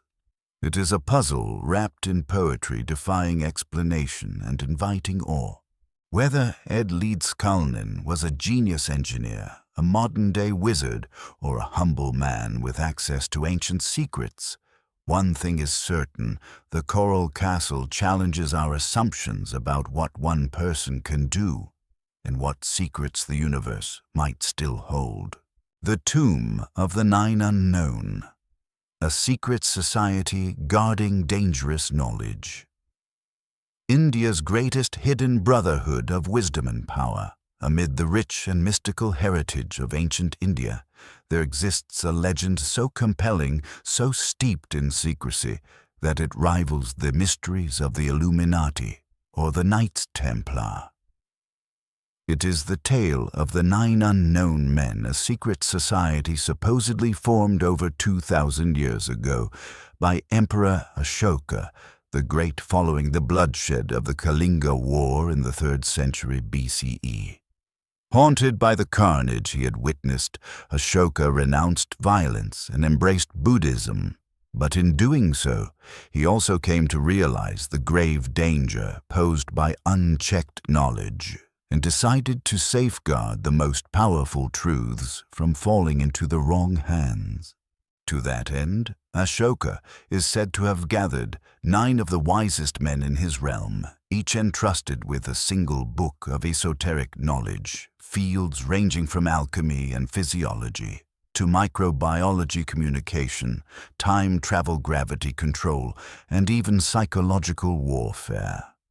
These men, now mythologized as the Nine Unknown, were charged not only with protecting this wisdom, but also updating and expanding it across the centuries, passing it silently from one custodian to the next, much like a spiritual relay of enlightenment and guardianship.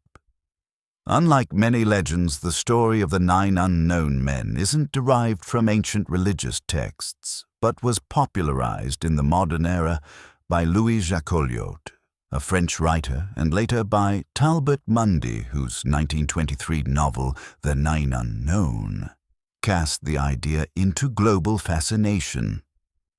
The concept has since echoed through the works of authors like Dan Brown, conspiracy theorists, and esoteric researchers alike. But is it merely fiction, or could it conceal a hidden truth? Supporters of the theory point to India's vast, often underestimated scientific and spiritual history. Ancient Sanskrit texts describe surgical techniques, atomistic theories, and flying machines, vimanas, long before similar concepts emerged in the West. Could these innovations have been preserved and perhaps advanced in secret by a group committed to keeping them safe until humanity was morally ready? There is even speculation that some of the breakthroughs in modern technology, particularly in areas such as nuclear physics, electromagnetic resonance, or even AI, may have been subtly influenced by knowledge from this hidden order.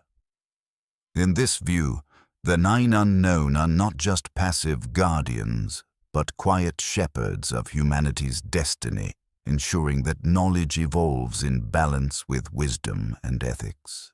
The idea grows even more intriguing when one considers parallels in other cultures: the 7 sages of Greece, the Rosicrucians, the guardians of the Ark in Ethiopian lore. Could there be a shared archetype, a collective memory of secret brotherhoods meant to protect humanity from itself? What elevates the legend of the Nine Unknown from mere myth to meaningful mystery is its moral foundation. In an age obsessed with power and acceleration, this secret order, if real, represents the opposite: restraint, responsibility, and ethical stewardship of knowledge. Their mission is not to hoard secrets for power, but to prevent civilization from destroying itself through its own curiosity. Even if they are fictional, the nine unknowns serve as an archetype of what humanity needs: wisdom, not just to discover, but to discern when to act and when to wait. In that sense, the tomb of the nine unknown is not merely buried in the sands of time or the vaults of India. It may be hidden within the conscience of every seeker waiting to awaken. The ancient sky discs, celestial maps from a lost time. Were our ancestors more astronomically advanced than we ever imagined? In the annals of ancient archaeology, few discoveries have stirred as much debate as the mysterious ancient sky discs, elaborately inscribed metal plates that seem to depict the heavens with uncanny precision. Perhaps the most famous of these is the Nebra sky disk unearthed in Germany in 1999, which has since become one of the most enigmatic and contested artifacts of prehistoric Europe. Crafted over 3,600 years ago, the disk appears to be a Bronze Age star chart, replete with a golden sun crescent moon, and 32 golden dots, believed to represent stars, most notably the Pleiades. At first glance, the Nebra disk looks more artistic than scientific. But detailed study reveals that it may have been used to align lunar and solar calendars, aiding in agricultural cycles or religious rituals. Some researchers assert it reflects a knowledge of celestial events far beyond what mainstream history credits Bronze Age people with. The disk's horizon arcs, for example, appear to mark the summer and winter solstices, aligning precisely with the sun's movement on those days in Central Europe.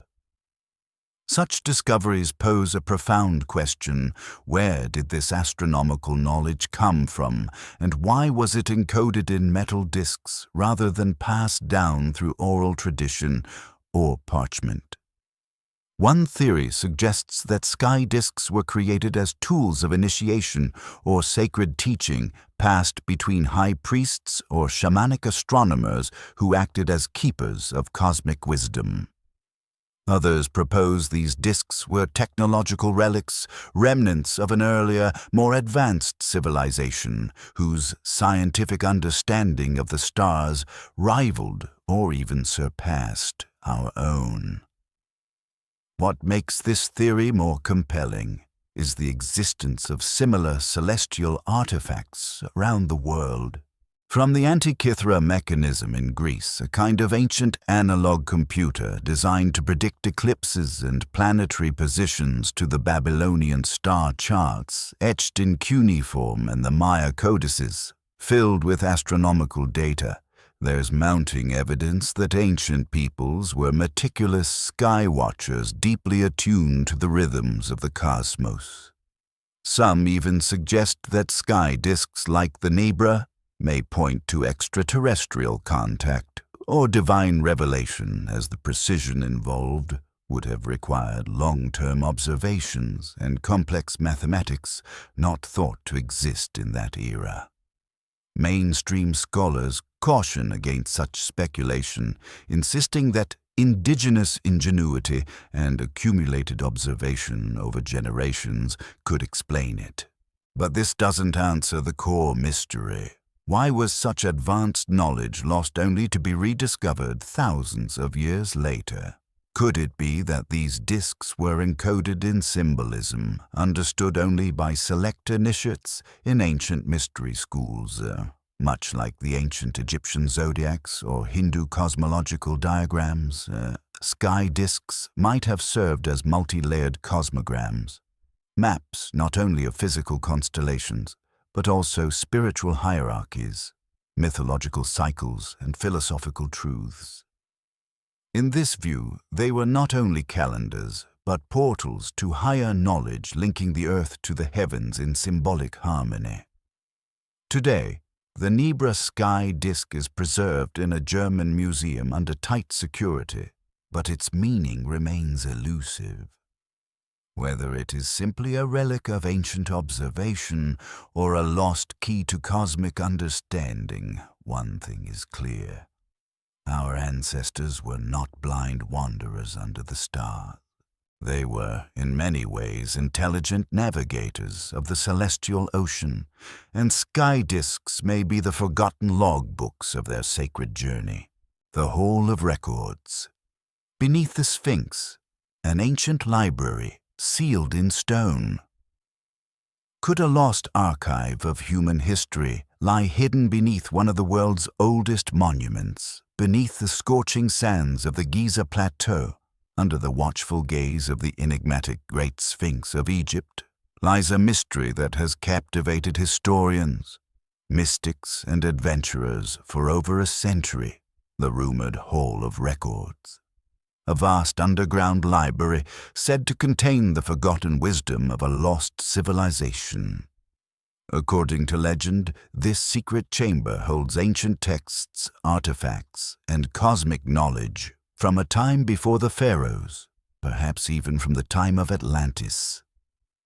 The theory was first popularized in the early 20th century by Edgar Cayce, the famed American clairvoyant known as the Sleeping Prophet. In a series of trance readings, Cayce claimed that a highly advanced civilization, which he referred to as Atlanteans, existed tens of thousands of years ago. As their island kingdom faced destruction, survivors fled to various parts of the world, including Egypt, where they preserved their knowledge in a hidden archive. According to Cayce, this Hall of Records was sealed beneath the Sphinx and would one day be rediscovered when humanity was ready to wield its secrets responsibly. Skeptics have long dismissed Cayce's claims as mystical fiction, yet intriguingly modern scientific studies have added fuel to the speculation. In the 1990s, researchers using ground-penetrating radar (GPR) identified a large rectangular anomaly beneath the Sphinx's paws, a cavity that does not appear to be part of any known structure. Dr. Thomas Dobecki and John Anthony West, two of the researchers involved, suggested that this anomaly could be a chamber, but the Egyptian authorities have never permitted a full excavation, leading to decades of frustration and conspiracy theories. Adding to the mystery is the question of the Sphinx's true age. While mainstream Egyptology places its construction around 2500 BCE during the reign of Pharaoh Khafre, geologists such as Robert Schoch argue that the weathering patterns on the Sphinx's body suggest water erosion, possibly dating it to 10,000 BCE, or earlier, a time when Egypt was lush, not desert. If true, this would mean the Sphinx predates known Egyptian civilization and possibly aligns with Cayce's claims about a forgotten pre-dynastic culture. But what could the Hall of Records contain? Theories range from ancient scrolls inscribed with cosmic truths to technological artifacts, star maps, or even a crystal-based computing system capable of storing consciousness itself. Some propose that the chamber may contain the original blueprints of the pyramid's knowledge of energy manipulation, or revelations about human origins, potentially rewriting the story of civilization. To this day, no official excavation has revealed a definitive chamber beneath the Sphinx. Whether due to political reluctance, archaeological caution, or deliberate suppression, the secrets of the Sphinx remain sealed. Yet this only intensifies the allure. To many, the Hall of Records is more than a physical place. It represents the archetypal search for lost wisdom, the yearning to reconnect with a primordial intelligence that once guided humanity before pride, war, and forgetfulness shattered our memory. Whether myth or yet-to-be-discovered truth, The idea of a hall of records invites us to reconsider the possibility that our history is far older and richer than we've been taught, and that somewhere beneath the ancient stone of Egypt's greatest guardian, the voice of a forgotten age still waits to speak. The ancient Egyptian light bulb, misinterpreted carving or forgotten technology. Did the ancients possess an understanding of electricity far beyond their time? Tucked away deep in the Hathor temple at Dendera, Egypt lies one of the most controversial and mysterious relief carvings in the world. It depicts what appears to be a large, elongated, bulb-like object with a serpent emerging from within, connected to a box-like base and supported by what some interpret as insulators. To the casual observer, it resembles nothing less than a modern light bulb, complete with filaments and a power source. This curious depiction has sparked a debate that bridges archaeology, alternative history, and fringe science. Did the ancient Egyptians have access to electrical technology? Mainstream Egyptologists interpret the image as a symbolic representation of creation. Myths, specifically the lotus flower from which the serpent emerges as a metaphor for the sun god Harsamtus being birthed anew. The bulb shape is explained as a stylized lotus bloom. The serpent, a divine force, and the cables simply digit pillars and symbolic structures with no technological implication. According to orthodox views, the Egyptians, brilliant as they were in stonework and symbolic representation, had no concept of electricity.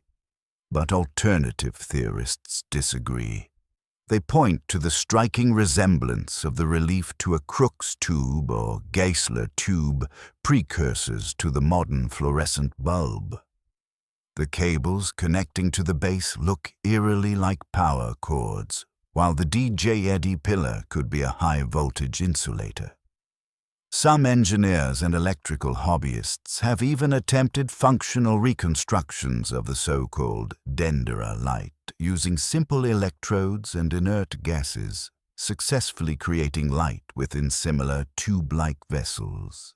This theory raises the question: if the Egyptians did indeed have access to a primitive form of lighting, why is there no widespread evidence of electrical infrastructure? Proponents argue that electrical artifacts could have been constructed from perishable materials, wood, copper, or clay, that have not survived over millennia. Others suggest that the technology was esoteric, reserved for temples or initiation chambers, passed down only within secret priesthoods, and not part of common society. Adding further mystery, there is no evidence of soot or smoke accumulation in the narrow corridors of tombs and pyramids where torches would have supposedly been used. This has led some to believe the Egyptians might have used cleaner lighting methods, possibly mirrors, but maybe even low-voltage electric illumination, especially during delicate artwork installations in deep underground chambers.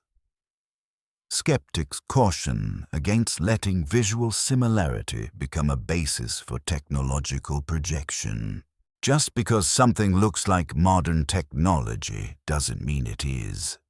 Symbolism, especially in ancient cultures, was layered and complex.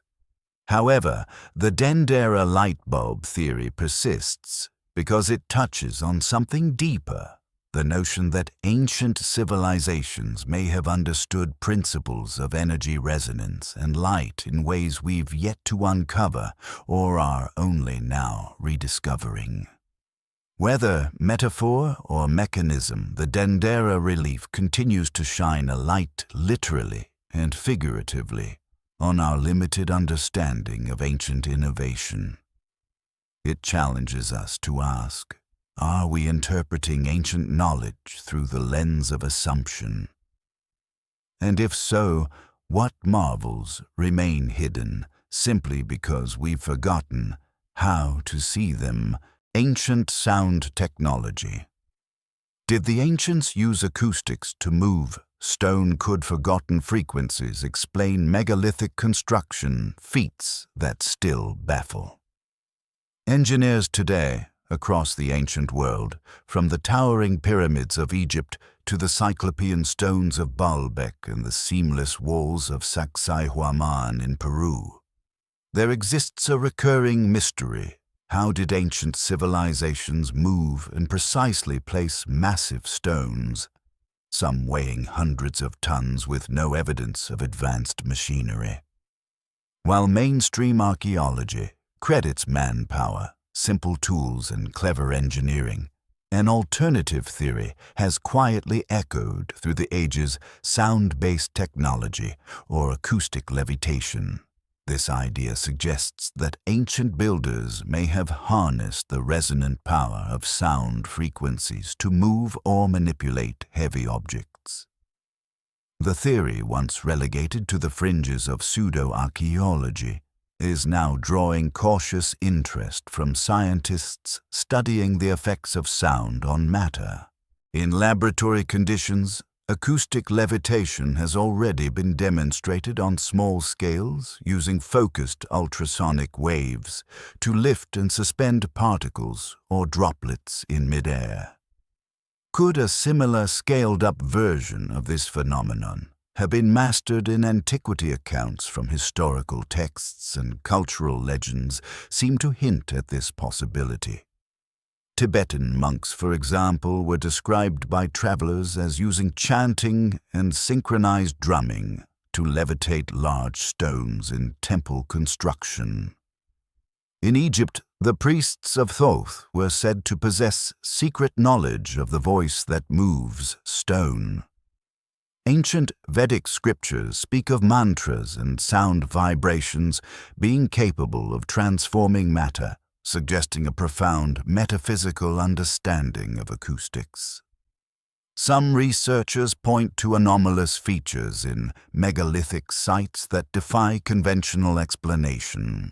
The precision-cut granite blocks at Pumapunku in Bolivia, the seamless stonework of Machu Picchu, and the massive trilithons at Baalbek weighing over 800 tons each seem beyond the scope of rope ramps and copper chisels. Moreover, many of these stones were transported from quarries miles away through rugged terrain. If brute force alone were used, we would expect to find broken tools, logistical infrastructure, or accounts of thousands involved. But such evidence is notably absent or inconsistent. Adding to the intrigue are the acoustic properties of many ancient structures. Rooms in the Great Pyramid resonate at specific frequencies. The hypogeum of Hal Saflieni in Malta produces powerful sound reverberations that affect brainwaves, and Stonehenge's circular layout appears acoustically tuned. Were these acoustic qualities merely accidental or deliberate, engineered for ritual healing or even construction, critics rightly note that no physical machines or devices related to sound levitation have ever been discovered in archaeological contexts. And while the theory is captivating, it currently lacks the repeatable empirical demonstration required to shift it into accepted science. Yet the absence of evidence is not evidence of absence, especially when dealing with lost or esoteric technologies that may have relied on organic materials, oral transmission, or non-mechanical principles now alien to modern engineering. In the end, the acoustic levitation theory invites us to look beyond the hammer and chisel paradigm and consider that ancient intelligence may have tapped into natural forces we are only beginning to understand.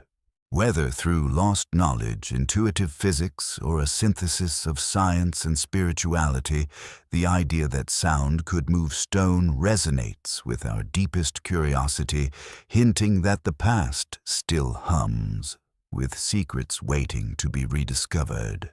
The Antikythera mechanism, the ancient Greek computer lost to time. An intricate device that challenges everything we thought we knew about ancient technology.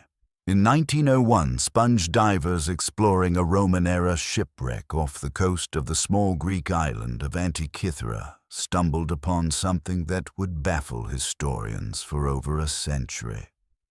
Amid statues, pottery, and debris, they recovered a corroded lump of bronze and wood.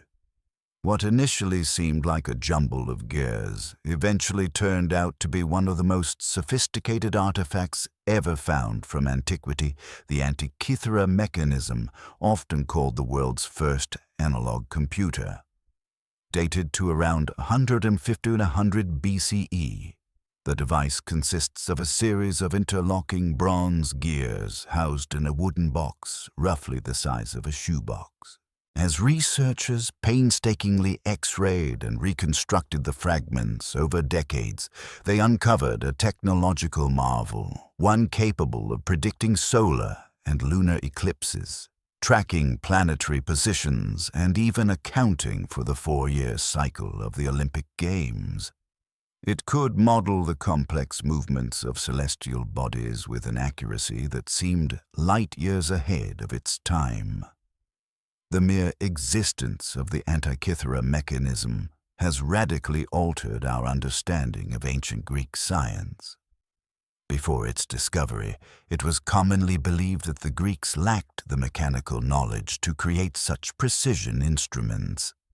And yet the mechanism demonstrates an intricate grasp of gear ratios, astronomical cycles, and mathematics far beyond what was thought possible during that era. Some of the gear trains within it reflect knowledge of the Metonic cycle, a 19-year synchronization between lunar months and solar years, as well as the Saros cycle for predicting eclipses, both concepts requiring years of careful observation and advanced calculation. What makes the Antikythera mechanism even more mysterious is the lack of similar devices from antiquity. If such advanced technology existed, why haven't more examples been found? Was it a one-off invention, a prototype from a brilliant but isolated thinker like Archimedes? Or could it have been part of a larger, now-lost tradition of Hellenistic engineering that was destroyed by wars, fires, or religious suppression? Some scholars speculate that the knowledge behind the mechanism was part of the great libraries such as the famed Library of Alexandria, which was tragically destroyed. Others suggest that this level of technological sophistication may have been reserved for elite astronomer priests or navigators, and thus never widely shared or replicated. It's even been proposed that such knowledge was viewed as sacred esoteric wisdom passed down only within select philosophical schools. The implications stretch beyond engineering. If ancient civilizations could construct a complex machine like the Antikythera mechanism, what else might they have achieved that we've overlooked or misunderstood? Could lost technologies, philosophies, or scientific methods lie buried beneath centuries of dust and dismissive academic assumptions? Today, scientists continue to study the device using 3D modeling, machine learning, and modern imaging techniques, slowly revealing more of its functions and inscriptions. Yet for all we've learned, much remains unknown. The mechanism serves not just as a relic of ingenuity, but as a humbling reminder. History may not be linear. Great peaks of knowledge can rise and fall only to be forgotten and rediscovered centuries later. The Antikythera mechanism isn't just an ancient computer. It's a message from the past, ticking through time, urging us to reconsider the brilliance of civilizations long gone and to keep searching for the wonders we've yet to uncover. The crystal skulls, mystical relics, or modern hoaxes. Do these mysterious artifacts hold ancient knowledge, or are they the products of modern imagination? Few artifacts have captured the public imagination, quite like the crystal skulls, life-sized human skulls, carved out of clear or milky quartz, often attributed to ancient Mesoamerican civilizations such as the Maya or Aztec.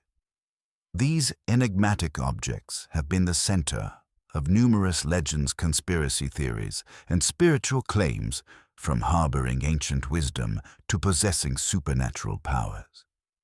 But are these skulls truly remnants of a forgotten civilization, or are they elaborate modern creations shrouded in myth? At the heart of the mystery lies a handful of well-known skulls, the most famous being the so-called Mitchell-Hedges skull, allegedly discovered in 1924 in the ruins of a Mayan city in Belize by British explorer F.A. Mitchell-Hedges. This skull, made of clear quartz and almost anatomically perfect, has been heralded by believers as a technological marvel, far beyond the capability of ancient Mesoamerican peoples using primitive tools. Some enthusiasts even claim the skull emits energy fields, holds the collective knowledge of lost civilizations, or has been used in ancient rituals to access other dimensions. Over time, stories began to surface of 13 such skulls scattered across the world, each believed to hold a portion of secret wisdom. According to New Age lore, when the skulls are reunited, they will awaken an era of global enlightenment or cataclysmic change, depending on humanity's spiritual condition. The crystal skulls were featured prominently in books, documentaries, and even Hollywood, notably in Indiana Jones and the Kingdom of the Crystal Skull, fueling mainstream fascination. Yet when subjected to scientific scrutiny, the skulls tell a different story. Advanced laboratory tests, including electron microscopy and tool mark analysis, have revealed signs of rotary wheel carving and high-speed polishing tools consistent with modern methods developed only in the 19th and 20th centuries. In particular, the British Museum and the Smithsonian Institution tested their respective skulls and concluded that both were likely created in Europe during the late 1800s. Possibly as curiosities or forgeries designed to capitalize on the era's growing interest in ancient Mexico. The Mitchell-Hedges skull, despite its supposed mystical aura, has never been verified as an archaeological find. There is no documented proof it was excavated in Belize, and Mitchell-Hedges himself never mentioned it in his writings until decades after the supposed discovery. Moreover, the skull's first public appearance was in the hands of a London art dealer, suggesting a far less romantic origin. Still, the allure of the crystal skulls persists. For many spiritual seekers, the physical authenticity matters less than the symbolic meaning. Quartz is known for its piezoelectric properties and is often used in electronics and metaphysical healing. Some argue that even if the skulls are not ancient, they may still function as tools for meditation, consciousness, expansion, or energy work. The crystal skull phenomenon also reflects a deeper human tendency, our yearning to connect with forgotten wisdom, to believe that ancient civilizations were privy to knowledge we've lost in the modern rush. Whether as metaphors, fakes, or mystical artifacts, these skulls force us to ask an important question. What are we really searching for when we look to the ancient past proof of magic or a mirror for our own spiritual longing? In the end, the crystal skulls may not be gateways to forgotten civilizations, but they remain powerful symbols. Their mystery lies not just in the quartz, but in the human need to believe that truth, wisdom, and transformation can be held in the palm of your hand, waiting to be unlocked. The Baghdad Battery. Evidence of ancient electricity. Could a clay jar rewrite our understanding of technological history? In the dusty archives of forgotten relics lies a simple, unassuming object that has fueled decades of speculation and debate among historians, archaeologists, and fringe theorists alike. Known as the Baghdad Battery, this artifact consisting of a clay jar, a copper cylinder, and an iron rod was discovered in the 1930s near modern-day Baghdad, Iraq. Estimated to date back to around 250 BCE to 224 CE during the Parthian or Sassanid periods, this seemingly mundane item has become a lightning rod for one of history's most provocative questions. Did the ancients harness electricity? At first glance, the Baghdad Battery doesn't appear particularly mysterious. It looks like an ancient vessel, and in fact thousands of such jars exist from the period. But its peculiar internal configuration caught the attention of German archaeologist Wilhelm König, who speculated that the object might have served as an early galvanic cell. In other words, a primitive battery. When filled with an acidic solution like vinegar or lemon juice, the interaction between the copper and iron could potentially generate a small electric current. Koenig's theory ignited a firestorm of debate. If true, it would mean that people living nearly 2,000 years before the invention of the modern battery had discovered basic electrical principles and, more importantly, had found a practical use for them. Experimental recreations of the Baghdad Battery by modern scientists and hobbyists have shown that the design can indeed produce up to 1 volt of electricity, enough to electroplate small objects or deliver a mild shock. But what would the ancient Persians or Mesopotamians use electricity for?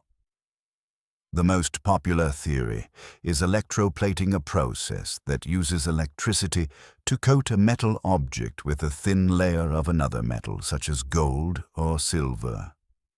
Some claim that ancient artifacts with unusually thin metal coatings might be evidence of such a technique.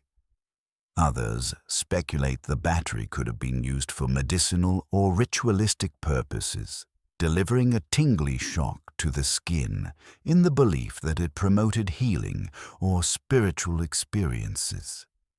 Mainstream archaeologists, however, remain skeptical.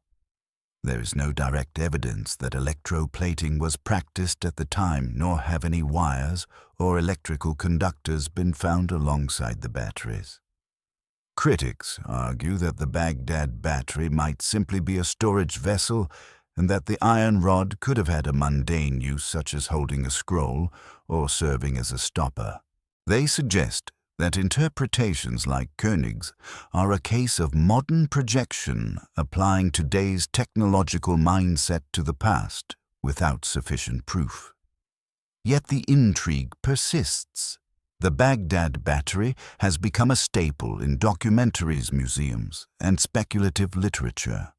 It sits at the intersection of legitimate archaeology and fringe science, a symbol of how a single object can challenge historical paradigms. Even if it wasn't a battery, its very existence has forced scholars to re-examine assumptions about ancient ingenuity and to consider the possibility that much of what we think we know is only part of the story. Ultimately, the Baghdad Battery may never be definitively explained, but its true power may not lie in volts or amps. It lies in its capacity to ignite curiosity, to remind us that the past is not a closed book, but a living mystery. Whether tool talisman or forgotten technology, this humble clay jar continues to whisper across the ages. There is more to discover. The map of Piri Reis.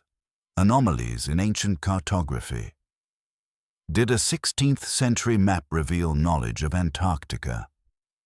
Long before its official discovery.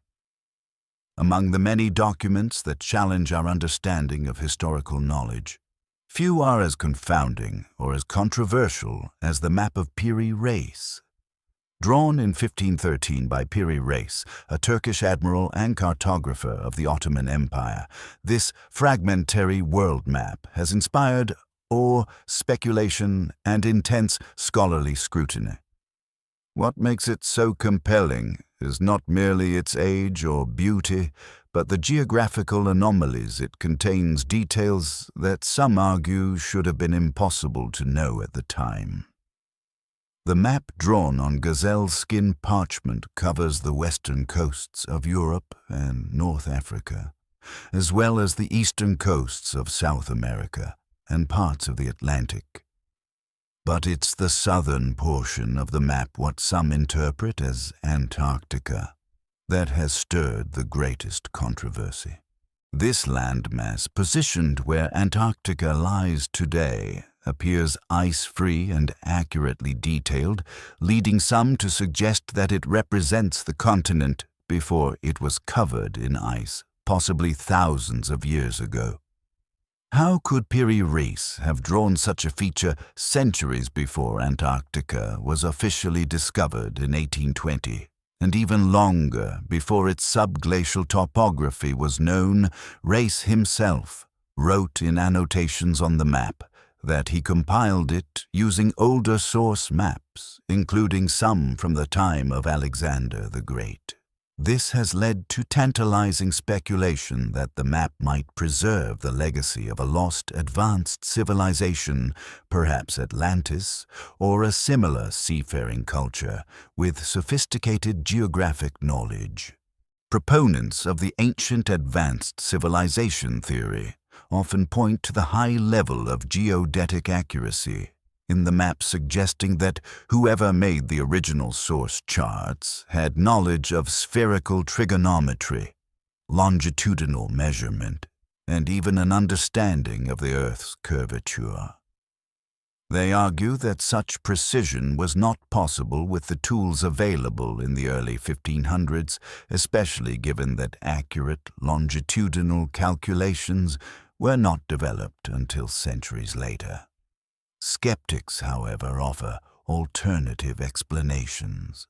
They argue that the landmass interpreted as Antarctica could be a distorted depiction of South America, warped by the cartographer's attempts to fit diverse sources together on a single sheet. The map's inaccuracies in other areas, for example, the oddly shaped depiction of South America's southern tip, suggest that it was more a creative collage than a scientific rendering. Furthermore, the supposed ice-free Antarctica might be a misinterpretation of coastal features or simply artistic embellishment. Despite the controversy, the map of Piri Reis remains one of the most fascinating historical artifacts of its kind. It reminds us that ancient and medieval knowledge may have been more sophisticated than we typically assume, and that much may have been lost through the centuries due to warfare or the slow erosion of collective memory. Whether it's an early glimpse into pre-glacial geography or just a misunderstood artifact, the map invites us to reconsider the boundaries of human exploration and cartographic knowledge. In the end, the map of Piri Reis is less about whether ancient mariners charted Antarctica, and more about the mystery of historical transmission. It stands as a testament to the possibility that ancient knowledge may have echoed through the ages, preserved in fragments, waiting for the modern world to rediscover and reframe them. It challenges us to look more closely at the past, not merely as a record of what was, but as a tapestry of forgotten wonders. The Giant of Kandahar. A modern military encounter with myth. Did U.S. soldiers battle a real-life giant in the mountains of Afghanistan, in the shadowy corridors of modern military folklore? Few tales are as chilling or as fiercely debated as that of the Giant of Kandahar. Allegedly taking place in 2002 during the height of U.S. military operations in Afghanistan, the story claims that a special forces unit encountered and killed a giant humanoid creature in a remote mountainous region near Kandahar. Towering over 12 feet tall with fiery red hair, double rows of teeth and wielding a massive spear. This being was said to be unlike anything they had seen before, a throwback to biblical Nephilim or ancient legends of giants that stalked the earth. According to the most circulated version of the account, the soldiers were sent to investigate the disappearance of another unit that had gone missing in the rugged terrain. As they approached a cave, the giant emerged, catching them off guard. The creature was not only massive, but preternaturally strong and fast, killing one soldier instantly before the others opened fire. It allegedly took 30 seconds of concentrated gunfire, including .50 caliber rounds, to bring the being down. The body was then airlifted by a military helicopter and reportedly never seen again. The story was first popularized in interviews given anonymously by self-identified ex-military personnel, especially through alternative media channels like the show Coast to Coast AIM. Over time, it evolved into a potent myth that drew interest from conspiracy theorists, biblical literalists, and cryptozoologists. The figure of the giant, with his archaic weapon and grotesque features, closely mirrors ancient descriptions of the Nephilim, a race of giants mentioned in the Book of Genesis and other apocryphal texts. This has led many to speculate that the military may have stumbled upon evidence of pre-flood civilizations or genetic remnants of ancient beings. Skeptics, however, are quick to point out the lack of verifiable evidence. No official military reports, photographs, or eyewitness testimonies have ever been publicly confirmed. The names of the soldiers involve the unit designations or any logistical records of a large corps being transported from Kandahar are conspicuously absent. The U.S. Department of Defense has issued no statements regarding such an encounter, and mainstream news outlets have never corroborated the event. Detractors argue that the story is urban legend, at best likely a modern fusion of wartime stress myth-making and the human penchant for the fantastical. Still, the story refuses to die. Its resonance may lie not in whether it's factually accurate, but in what it symbolizes: the idea that despite our technological advancement and a global exploration, mysteries still lurk in remote corners of the earth. The terrain of Afghanistan, with its ancient caves, unexplored mountain ranges, and millennia of buried history, provides fertile ground for such speculation. After all, some of the earliest civilizations sprang from regions not far from there, and countless legends speak of giants, buried cities, and entities hidden from modern eyes. Whether the giant of Kandahar is a military cover-up, a hoax, or a garbled echo of something real, the tale serves as a powerful myth of our time, one that blurs the line between ancient legends and modern warfare. It taps into our collective memory of giants, those towering symbols of chaos power, and the unknown, reminding us that even in the 21st century, there are monsters we still fear might be real. The Voynich manuscript, an uncrackable code or alien language. The world's most mysterious book defies all linguistic and scientific analysis. In a secure vault at Yale University's Banneker.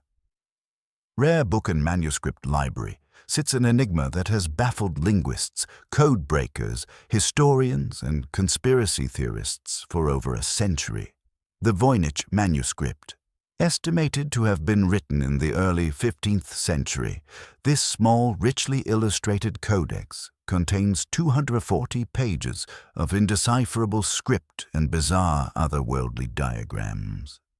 Its language, if it is a language at all, is entirely unknown. Despite the best efforts of world-class cryptographers and AI algorithms, no one has yet successfully translated a single sentence. Named after Wilfrid Voynich, the rare book dealer who purchased it in 1912, the manuscript appears to be a treatise on herbal medicine, astronomy, biology, and cosmology, at least based on its intricate illustrations. Some pages show plants that don't exist in any known botanical record. Others depict nude women bathing in green, fluid-filled tubs, often connected by strange plumbing systems that resemble organic circuitry. Spiral galaxies, floating islands, and celestial charts fill other sections, leading many to question whether the manuscript records knowledge from an advanced or even non-human source. What makes the Voynich manuscript truly bizarre is the Voynichese text, a flowing, elegant script written with clear intent and grammatical structure. Linguistic analysis reveals patterns similar to known languages. There are word frequencies, sentence structures, and even syntax, but none of it matches any known linguistic family. Some scholars argue it's a constructed language, perhaps a medieval cipher or an elaborate hoax. Yet if it's a hoax, it's one of staggering sophistication, showing a depth of internal consistency and structure that far surpasses the forgeries of its time. Throughout the 20th century, the manuscript drew the attention of code breakers from World War II, the NSA, and numerous academic institutions, all of whom failed to crack its code. More recently, artificial intelligence and machine learning tools have attempted to decipher it with some promising, though inconclusive, results.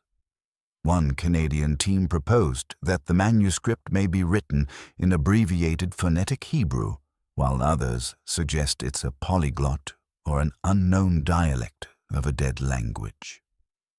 None of these claims have held up under rigorous scrutiny. The manuscript's mystery has also spawned more fringe interpretations. Some theorists propose that the book is a channeled work written under trance by someone tapping into a parallel realm or extraterrestrial intelligence. Others view it as evidence of a lost civilization, perhaps even Atlantis, or an ancient esoteric order that deliberately encoded its sacred knowledge to preserve it from the ravages of time. There are even those who suggest the manuscript might not be for human comprehension at all, hinting at alien origin or interdimensional communication. Despite its many mysteries, the Voynich manuscript continues to fascinate because it defies classification.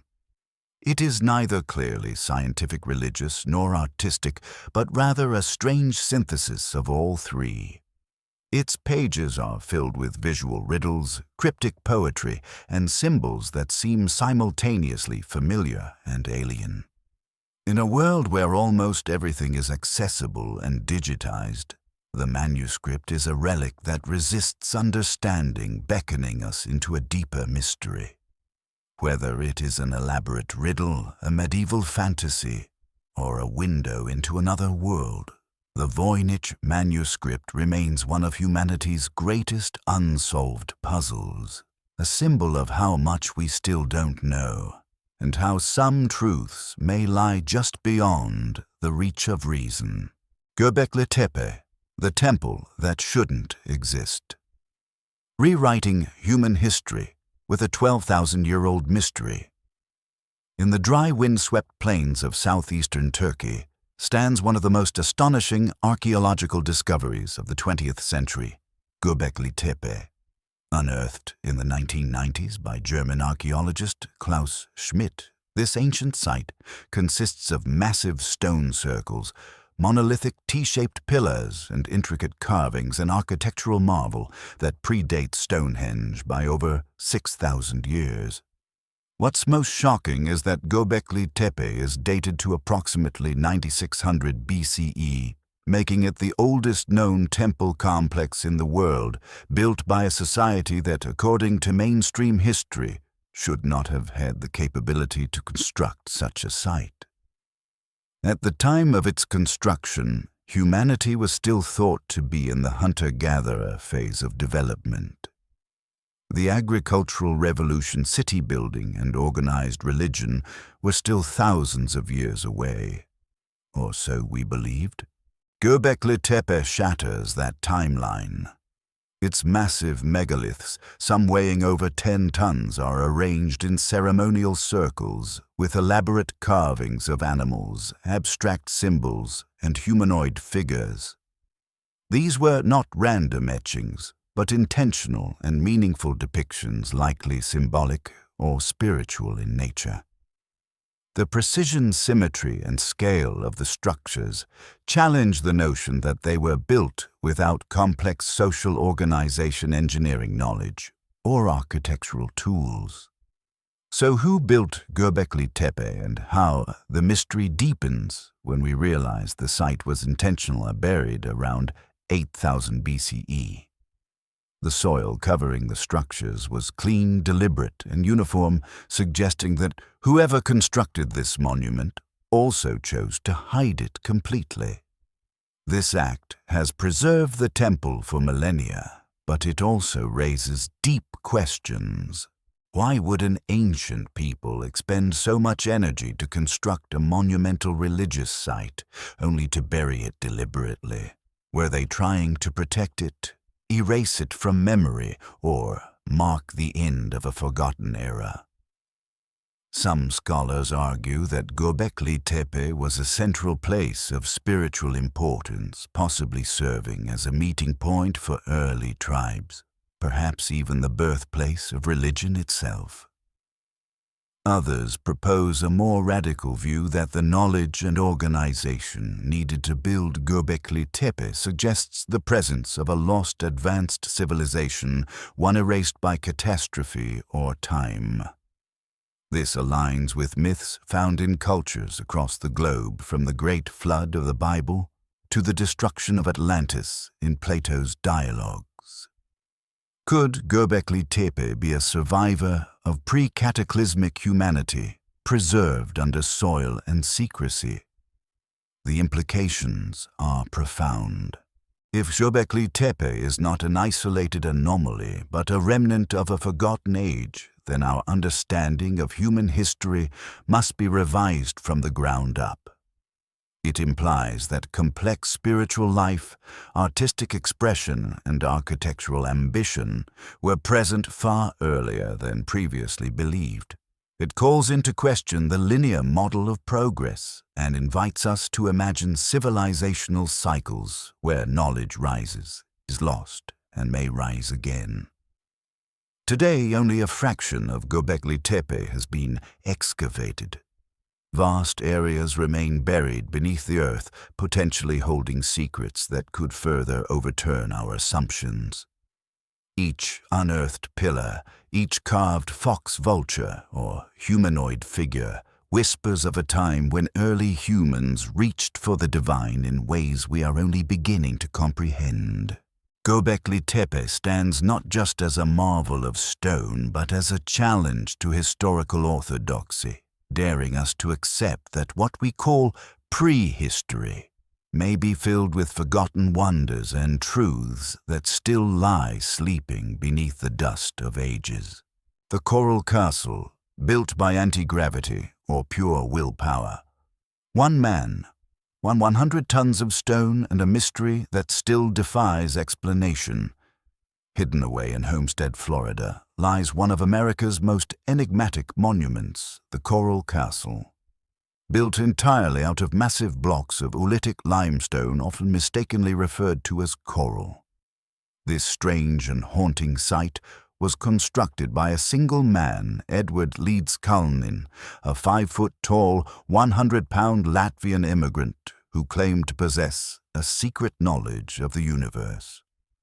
What makes Coral Castle extraordinary is not merely its design or symbolism, but the inexplicable way it was built. Over 100 tons of stone were moved, shaped, and erected by Leedskalnin alone without any heavy machinery, electricity, or outside help. Leedskalnin worked mostly at night, shrouding his activity in secrecy. Over a span of 28 years, he quarried, carved, and arranged massive stones, some weighing over 30 tons, into walls, towers, furniture, and astronomical markers. Visitors today can still see a 9-ton gate that rotated effortlessly with a finger's push, until it mysteriously stopped in the 1980s. Even after engineers dismantled and studied it, they couldn't replicate the exact balance Leedskalnin achieved. How could a single man with only simple hand tools create a feat of engineering that modern experts still marvel at? Leedskalnin was notoriously cryptic about his methods. When questioned, he would vaguely claim that he had discovered the secrets of the pyramids and understood how the ancient Egyptians moved massive stones. He alluded to manipulating magnetism and Earth's natural energy fields, and even wrote pamphlets with arcane titles like Magnetic Current. His obsession with magnetism and geometry led some to speculate that he had unlocked anti-gravity principles or harnessed a lost science from ancient times.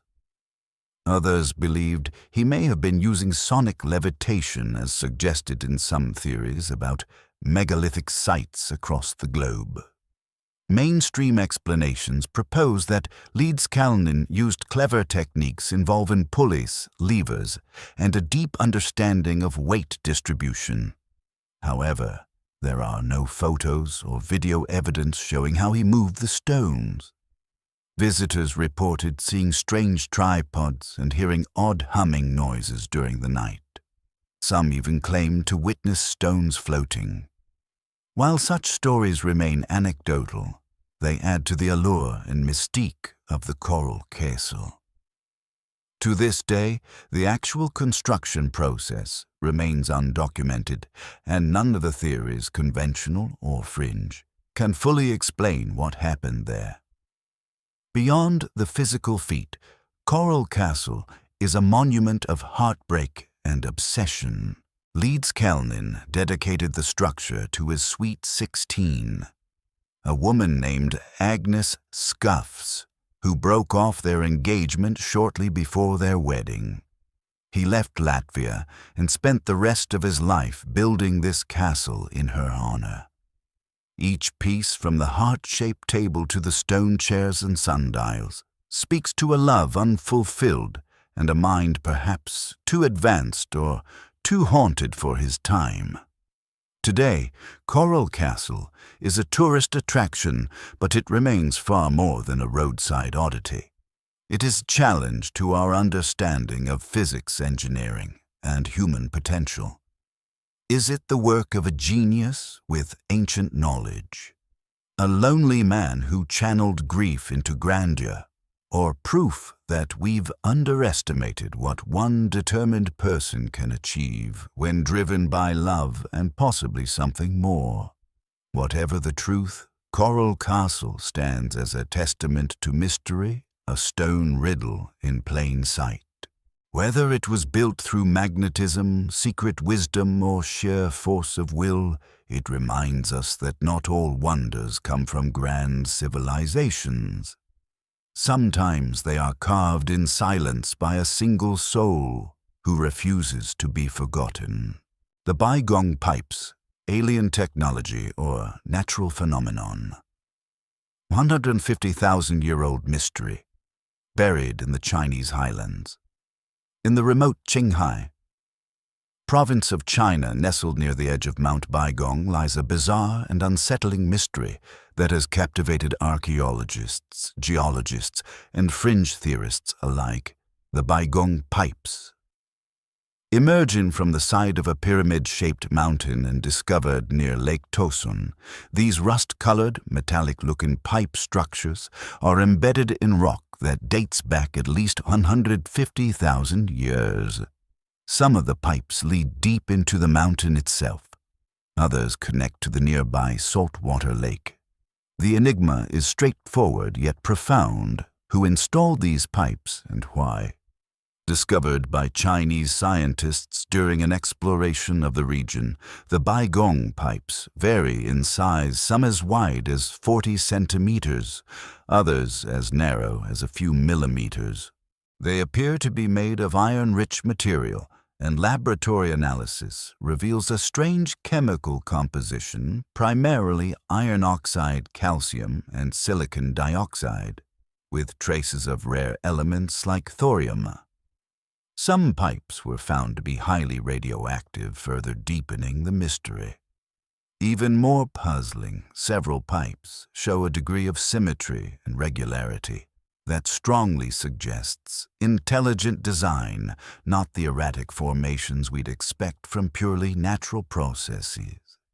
Chinese state media such as Xinhua at one point suggested that the site may have been a launching pad for extraterrestrials in the distant past. While such claims ignited a wave of speculation, more grounded researchers pointed to two potential explanations. The first is that the pipes could be remnants of a prehistoric civilization, long lost to time and unknown to history, that had advanced metallurgical capabilities. This theory is unsettling because it would imply not only a complete rewrite of human history, but also the existence of a technological species tens of thousands of years before what current archaeology permits. The second explanation favored by many geologists is the phenomenon known as pseudo-fossils, natural formations that resemble man-made objects but result from the slow seepage of mineral-rich water into organic materials such as tree roots. Over time, these roots can become fossilized with iron minerals forming pipe-like structures. However, this theory fails to account for the precise orientation of many of the pipes, their varying lengths and diameters, and their extensive organized layout that resembles a primitive plumbing system. Then there's the strange geographic positioning. Some pipes run from the mountain's interior directly into the lake, suggesting purposeful water transport or drainage. Could it have been part of an ancient hydro-engineering project? Or were these pipes designed to draw water from the lake into an underground facility or out of it? Despite years of investigation, the Chinese government eventually closed off access to Mount Baigong, citing conservation and safety concerns. This action, rather than quelling conspiracy, theories fueled them further, with many suggesting the government was hiding evidence of alien contact or ancient technologies. While no definitive conclusions have been reached, the Baigong pipes remain anomalous artifacts that defy easy explanation. Whether natural oddity or evidence of a forgotten chapter in our planet's history, the Baigong pipes provoke the same question that has echoed throughout this exploration of Earth's hidden wonders. What if we don't know our past as well as we think we do? They stand as silent sentinels whispering from a time before, time urging us to keep digging, questioning, and challenging the stories we've been told.